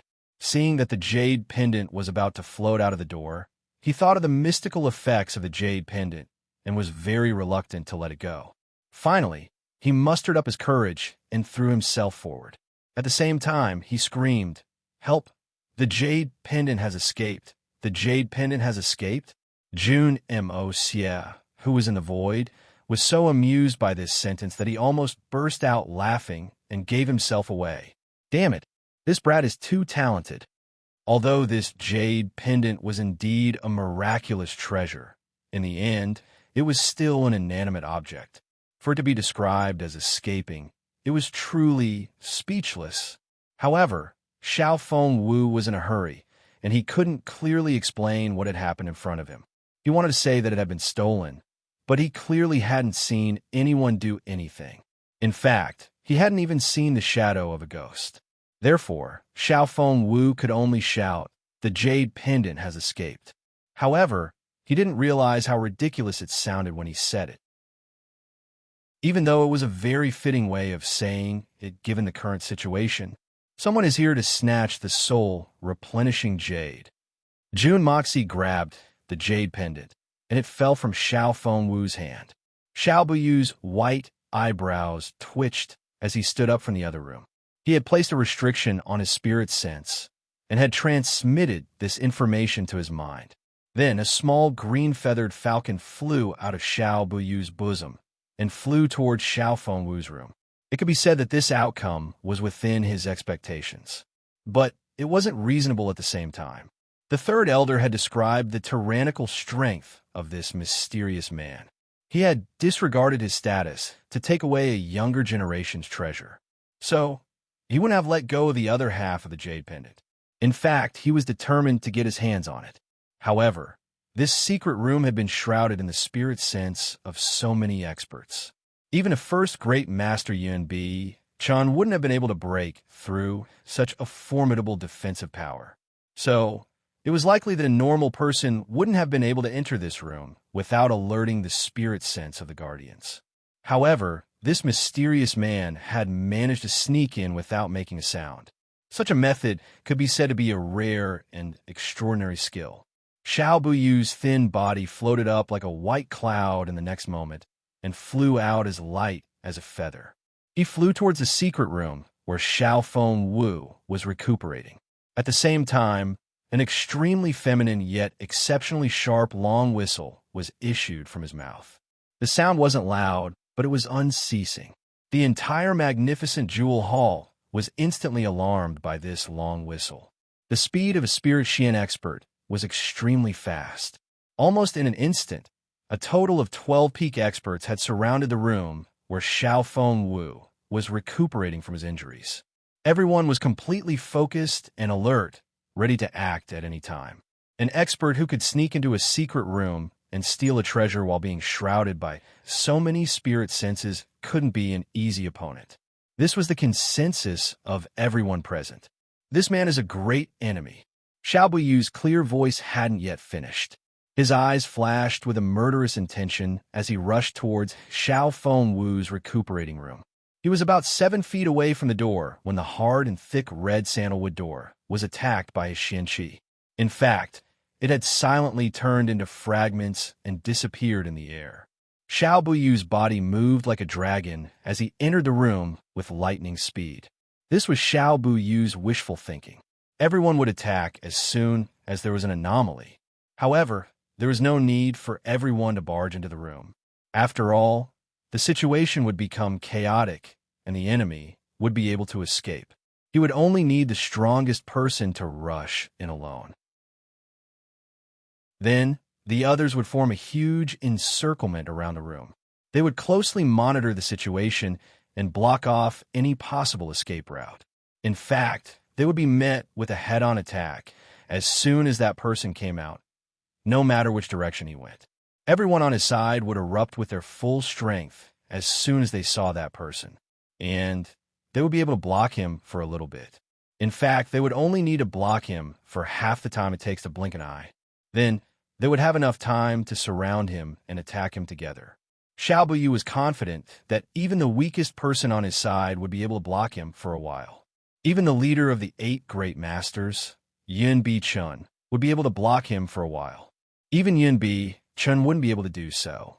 Xiao Buyu didn't believe that anyone in this world would be able to escape his line of sight in such a short time. Moreover, there were still 5 Xinxians and the 7 swords of the Silver City outside.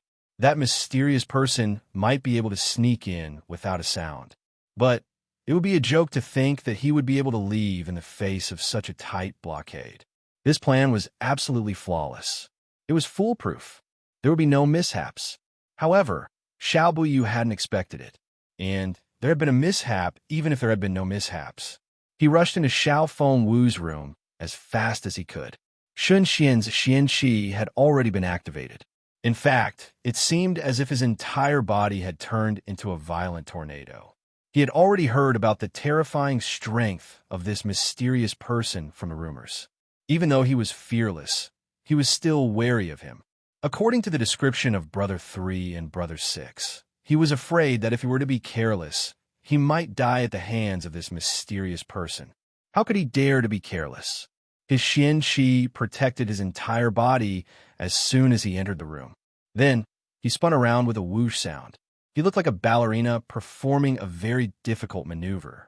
But he didn't find anything. Xiao Fengwu was the only one standing in the room with a blank expression on his face. Where is he? Xiao Buyu shouted in his heart. Could it be that I'm too late? That's impossible, right? The fragrant eagle was also pointing in this direction. How could I be wrong? Who? Xiao Fengwu was at a loss. He didn't know what his great-grandfather was asking. So, he replied in a confused manner. Where's the person who snatched the soul-replenishing jade? Are you stupid?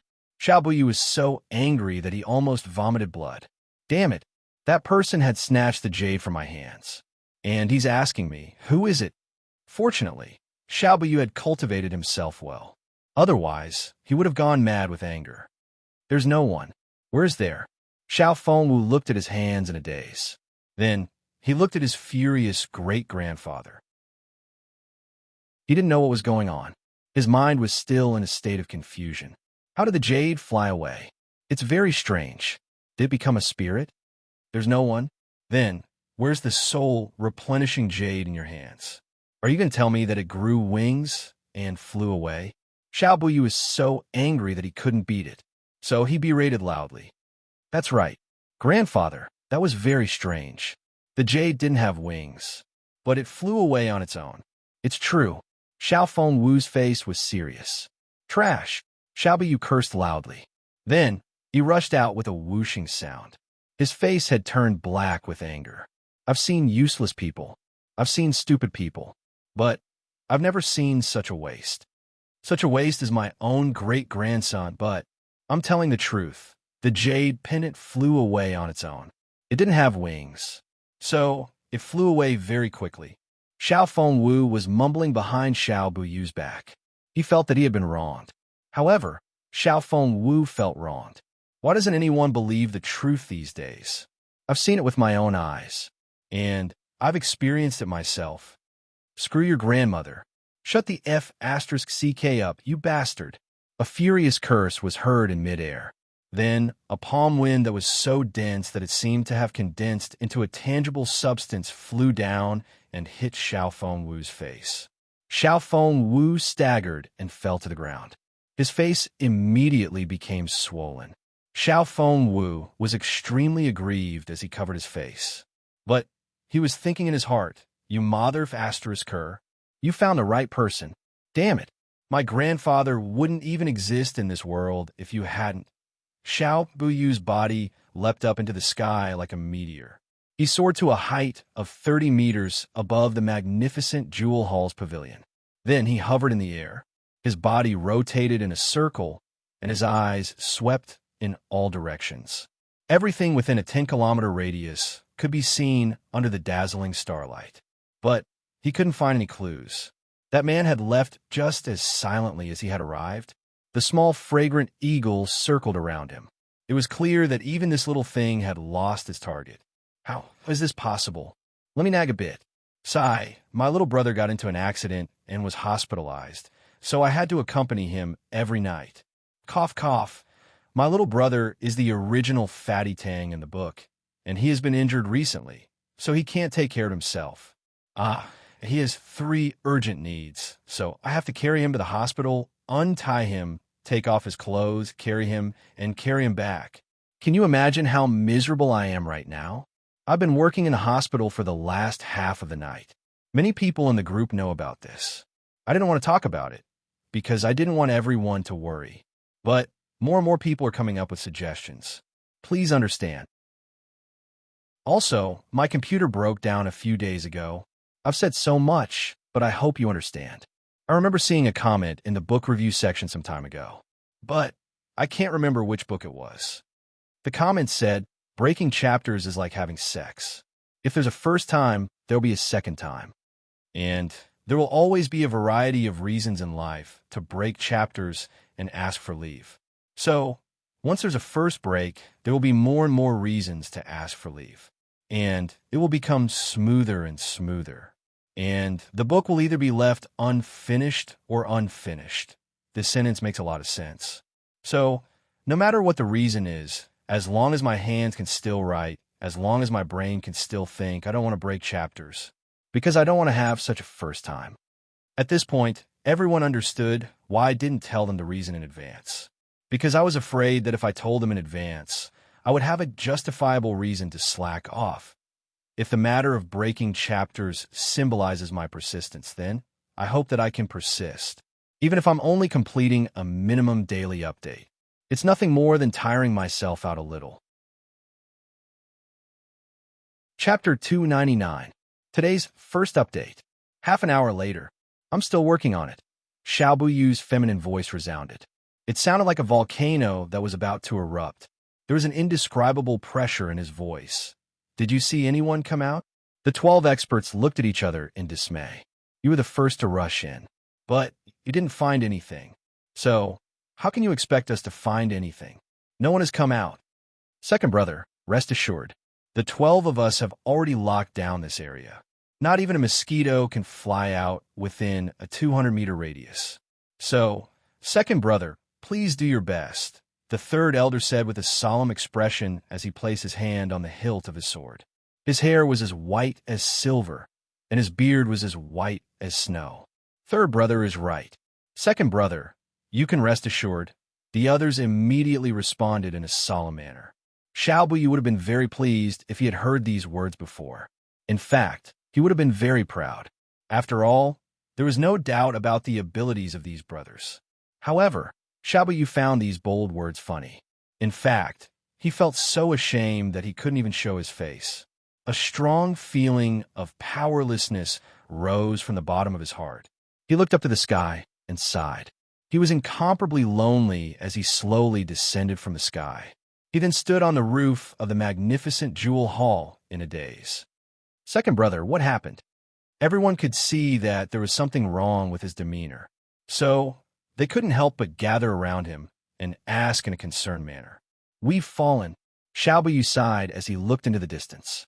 His expression was very bleak. There was unwillingness, loneliness, and a strong sense of humiliation on his face. Who is this person who stole the soul-replenishing jade? Looking around the world, who could have such unfathomable means? They come without a trace. They come without a shadow.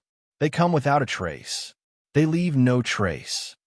Even if it was the first Supreme Yunbi Chun and the other legendary figures, could they do something like this? Fallen? Second brother, you mean? The other 12 people turned pale with fright. They weren't fools. They knew that Xiaobuyu had said that someone had come to steal the soul-replenishing jade. After hearing those words, everyone already knew what had happened. They guessed that the mysterious expert must have come. Each of them was in high spirits, waiting to have a showdown with the other party. However, they couldn't even see the shadow of a single person. So, they thought that it was a false alarm. But then, they heard Xiaobuyu say, "We've been screwed." If he still couldn't understand the meaning of this sentence, then he would have lived for so long in vain. Could it be? Everyone looked at Xiaobuyu in disbelief. They looked at the expression on Xiaobuyu's face. Everyone had used questioning words to express their disbelief, but their tone had been firm. Yes, you guessed right. The soul-replenishing jade had already fallen into that person's hands. This is an undeniable fact. Xiaobuyu spoke in a soft and gloomy voice. He seemed to be very depressed. I didn't even see anyone. The soul-replenishing jade had disappeared without a trace. Then I chased after him, but I didn't see him either. And you obviously didn't find any clues either.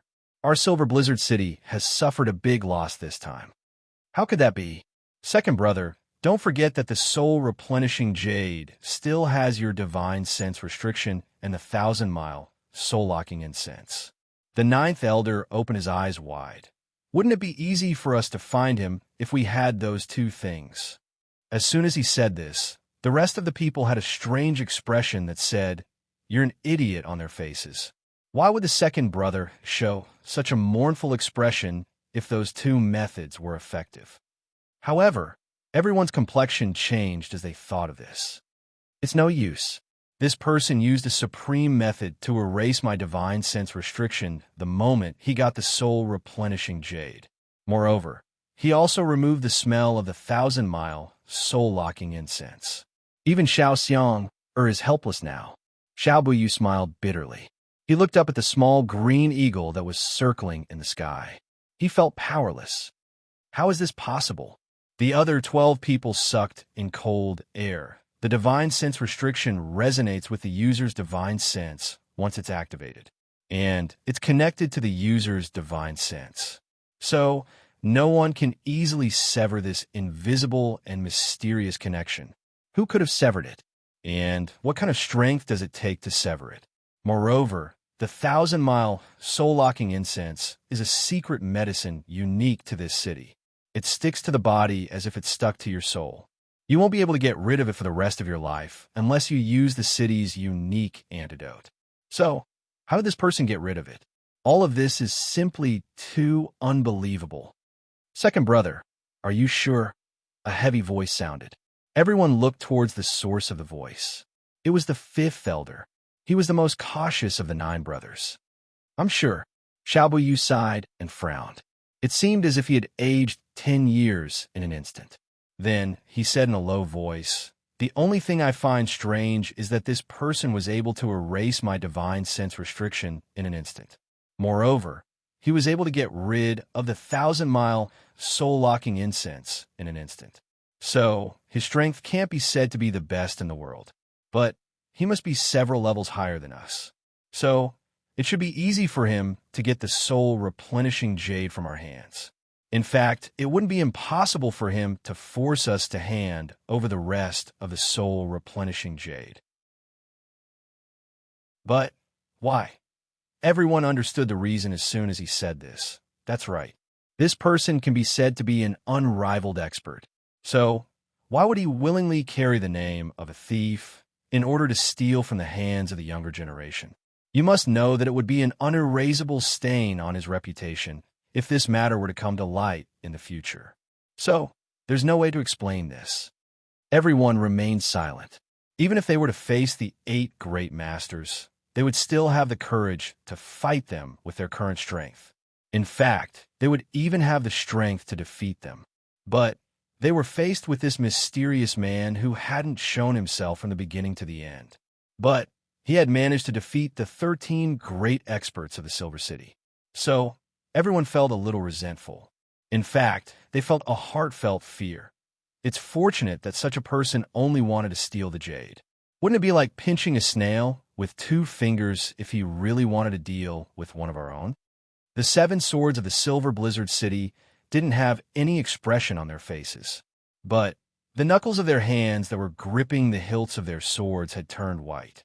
This old man hasn't left the Silver Blizzard City for 30 years, and I've come here full of ambition, but I've been defeated. Xiao Buyu's hands were clasped behind his back as he stood at the top of the magnificent Jewel Hall's pavilion. His eyes were distant as he looked at the lights of the Tianxiang city. Then, he let out a long sigh and remained motionless for a long time. The other 12 people felt an unusual pressure in their hearts. In fact, they almost couldn't breathe. The dense darkness of the Tianxiang city felt as if the vast sky had suddenly pressed down on them. In fact, it seemed as if everyone's hearts were being pressured by the darkness of the night. Today's matter must be reported to the Silver Blizzard City as soon as possible. Then we must set out for the Southern Heaven City. This isn't a good place. So, we must leave as soon as possible. Xiao Buyu's white hair, beard, and robe were fluttering in the night wind. His voice had an indescribable feeling of desolation and sadness. It was as if the confidence and pride that he had built up over a long period of time in his heart had been completely extracted from his body as he spoke these words. It gave everyone an indescribable feeling of sorrow. This feeling was similar to that of a hero at the end of his road. Second brother, the 12 people cried out in concern. Xiaobu flicked his sleeves and spoke in a deep voice. It's useless to think too much. Everyone go to sleep. Then his body flashed, and he suddenly disappeared from the roof. Only a heavy feeling of desolation was left behind. Jun Moxie quickly put away the soul-replenishing jade into the Hong Jun pagoda the moment he succeeded. Then, he used the yin-yang escape with all his might. He stood motionless in the corner of Xiao Feng Wu's room and calmly watched the situation unfold. Xiao Buyu had fiercely rushed in the moment he put away the jade.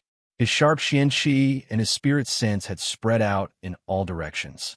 It seemed as if thousands of sharp swords were flying in the air. Jun Moxie couldn't even breathe. He couldn't help but feel startled in his heart. This top-notch character of the Silver Blizzard City is no small matter. However, his imposing manner isn't inferior to that of the solitary eagle. But it seems that he isn't inferior in any other aspect. No wonder the Silver Blizzard City's plan is so full of confidence. Then, Jun Moxie had watched a good show for free. Jun Moxie had only one feeling about the Silver Blizzard City's conjectures. The world is truly marvelous. I can only be regarded as a small shrimp at this stage. But I've been forcibly elevated to the position of number one under the heavens by these alligators of Shun Xian. It's so cool. It's so cool. Jun Daxiao was obviously only watching at the moment. He couldn't express any opinion. Jun Moxie wasn't far from Xiao Buyu's side, while Xiao Buyu was in a state of depression. He was hugging his knees as he watched with great interest. In fact, he seemed to be taking pleasure in Xiao Buyu's misfortune. Jun Moxie was surprised to see that Xiao Buyu had made a prompt decision to leave for the Southern Heaven City. But he also breathed a sigh of relief at the same time. He knew that these people would look for an opportunity to make things difficult for him, the third uncle, and even the solitary eagle once they reached the Southern Heaven City. But Jun Moxie wasn't worried at all. Won't the Southern Heaven City be tantamount to returning to my own home with my spiritual energy? Why would I be afraid of them? What a joke. In fact, Jun Moxie was most worried about the fact that the Silver Blizzard City would intercept Jun Wui's army on the road. The possibility of that happening was very small and nonsensical. But Jun Moxie was worried about this the most. Everything else wasn't important in comparison to this. Therefore, Jun Moxie stayed on the roof of the magnificent Jewel Hall that night. He didn't leave. He wanted to see the Silver Blizzard City's people leave in order to be at ease. Moreover, he wanted to delay the army's journey as much as possible after they left. Otherwise, it would be too bad if they waited for him on the road. In the early hours of the morning, Jun Moxie witnessed the Silver Blizzard City's 6 great elders. The 7 Tian Xian experts, Mu Shuetong and Xiao Han, left the magnificent Jewel Hall with a pale and weak Xiao Feng Wu and the Silver Blizzard City's little princess, Han Yinming, and their luggage. Then, they left the Tianxiang City. Jun Moxie then tailed them for 30 to 40 kilometers. Then, he came back with relief after he was sure that they were hurrying along. They're finally gone. Damn it, the Tianxiang City is my world now. Jun Daxiao felt as light as a feather all the way. Chapter 300. He saw a group of soldiers escorting more than 10 large carriages clustered around the Jun family's main gate. There was also a group of soldiers who were continuously unloading boxes from the carriages. One by one, the boxes were either exquisite or loose. They were being moved into the Jun family's residence in an orderly manner. The pungent smell of medicine was coming from these boxes. Fortunately, the boxes were being moved in and not out. Otherwise, Jun Moxie's first reaction would have been, they're being raided. The scene was chaotic enough, but it was not over yet. There were dozens of old men and middle-aged men in long robes and Mandarin jackets wailing and begging, making the scene even more chaotic. What the hell is going on? What's going on? Is this necessary? The young Master June was full of doubts as he passed through the crowd. He was just about to step into the house when a few middle-aged men who had been crying saw him. They rushed over and knelt down in front of him with a plop sound. They begged with tears and snot. "Third young Master June, please be merciful and let us go. We are willing to offer you a longevity tablet and bless you with a long life. You will be a marquis for 10,000 generations. But we're just a pitiful small business, and we have the elderly and children to take care of. Please be merciful." June Moxie was startled. What does this have to do with me? What kind of words are these? Why does this young master sound more and more like those legendary bullies who force women into prostitution, who bully men and women, who wreak havoc?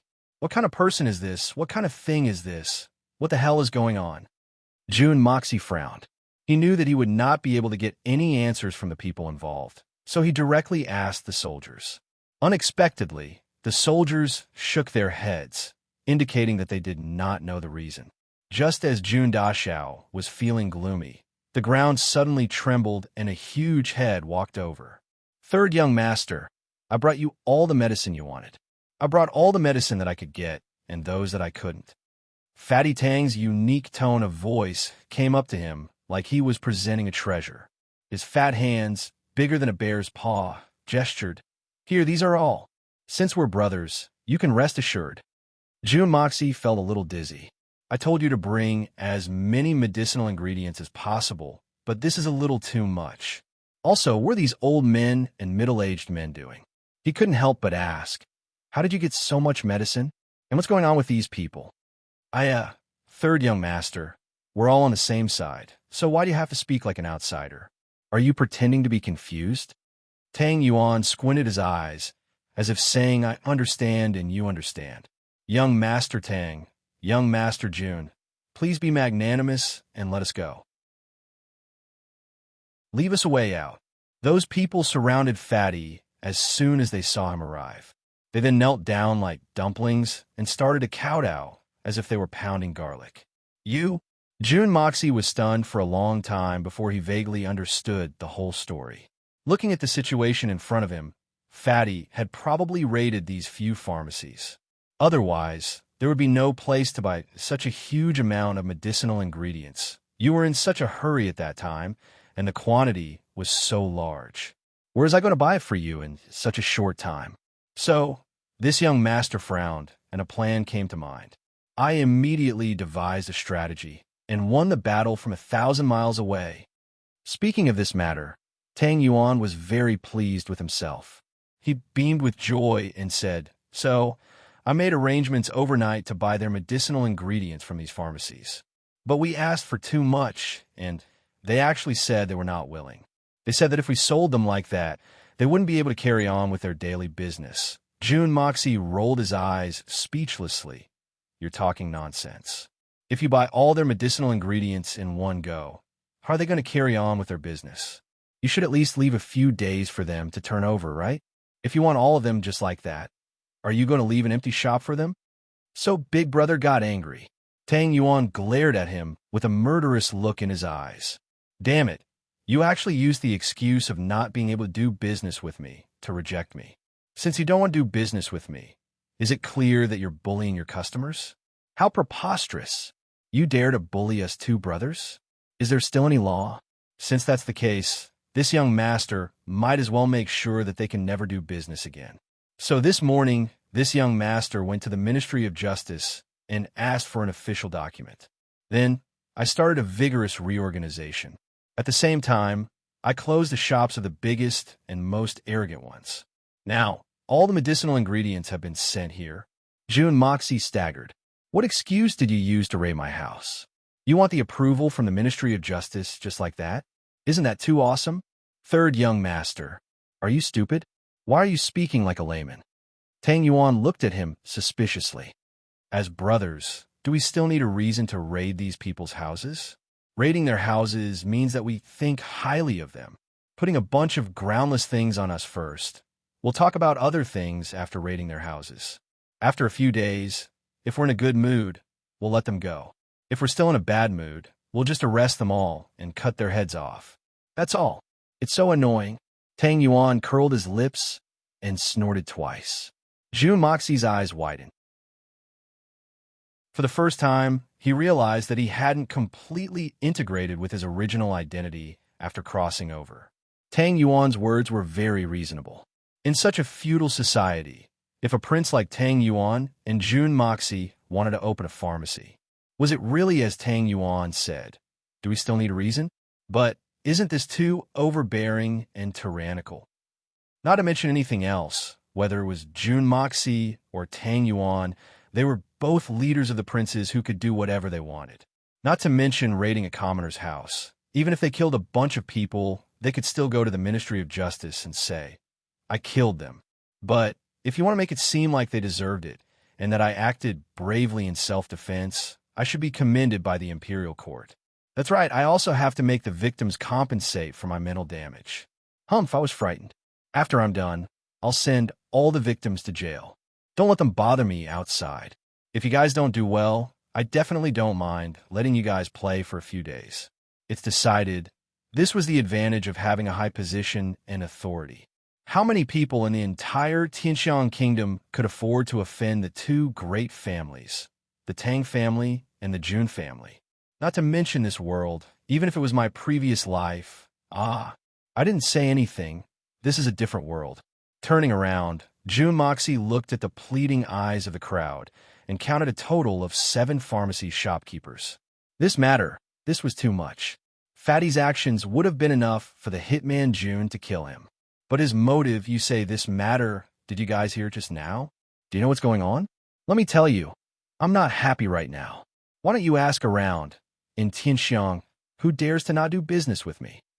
Nonsense, Tang Yuan had directly shouted at the top of his lungs. How could they not hear him? At this time, even his intestines had turned green with regret. If I had known earlier, I would have sold it to him at a low price, or even directly given it to him. At most, I wouldn't be able to do business for 10 days to half a month. But now I'm about to be ruined. Everyone fiercely nodded their heads like chickens pecking at rice. We are willing to offer our entire family's assets to the 2 young masters. We only ask that the 2 young masters let us off and be merciful. Fu *K. Is this young master that poor? Do I need you to offer anything? Besides, you don't have anything good to offer. Only medicines. Damn it. How can you give me medicine as a gift? Are you looking forward to my whole family getting sick? You'll only be happy if all of you die. Tang Yuan shouted loudly as he pulled the Shun Feng flag. We're looking forward to your whole family getting sick. It'll be a blessing for the people if you all die. The group of pharmacies cursed in their hearts, but their mouths were filled with fear and trepidation as they repeatedly apologized. Everyone, please get up. Our aristocratic hall is in urgent need of a large number of medicinal ingredients. So, we had no choice but to use this method to obtain these medicinal ingredients. I'll kindly accept these medicinal ingredients. You can arrange for the accountant to settle the bill with young Master Tang. This young master has always done things with the genuine goods at fair prices. I've never cheated anyone. What do you think? Jun Moxie considered it over and over again. Then, he finally opened his mouth. What was the point of making things difficult for these pharmacies given his status? There wasn't any pleasure in it. Besides, Fatty had acted too excessively in this matter. So, it would be better to settle this matter as soon as possible. It wouldn't be appropriate to provoke unnecessary trouble. Yes, this lowly one wouldn't dare. Why wouldn't I dare? I have a final say. Well, you can go back first. This matter is settled. Jun Moxie frowned and looked at Tang Yuan. Give them double the price for all the medicinal ingredients that I urgently need. In any case, I've already ordered them to prepare more goods. Moreover, I've also ordered the authorities to remove the charges as soon as possible. Let them be acquitted. Fatty Tang's fat face twitched in distress. Double the price. This lowly one wouldn't dare. The pharmacy's owners heaved a long sigh of relief as the matter was finally settled. They didn't need to talk about those troublesome medicinal ingredients. At the very least, their lives were saved. Actually, I don't need that much. After I'm done filtering, you can take back the rest that you don't need. Jun Moxie nodded. Just as he was about to take a step forward, he stopped and said, Oh, right. Call all of your pharmacy's employees over. Help me sort through them. Otherwise, how long will it take to sort through so many medicinal ingredients? The few shop owners agreed with a bitter look on their faces. They thought to themselves, what kind of world is this? We've been doing business honestly. Who did we offend? Suddenly, they raided our shops for no reason. Then, they threatened us with death. In the end, we have to be grateful to them for letting us go. We even have to send our own employees over to help us. We even have to take back those that they don't need. We even have to put on a smiling face. Despicable? Truly despicable. If we knew this would happen, why did we do it in the first place? For a time, in the hearts of the 7 bosses, these words rose up at the same time. All right, there's nothing else. Just do as I say. Everyone disperse. Jun Moxie lifted his robe and took a few steps through the door. He could faintly hear Tang Yuan's voice behind him. He seemed to be gritting his teeth as he said, Come, come, come. Take your pick. I'll give you double the price. We don't dare. We don't dare. A series of fearful voices echoed. You're tuning into the Warrior Lore YouTube channel. Don't forget to subscribe and join us on this journey to catch the most captivating stories.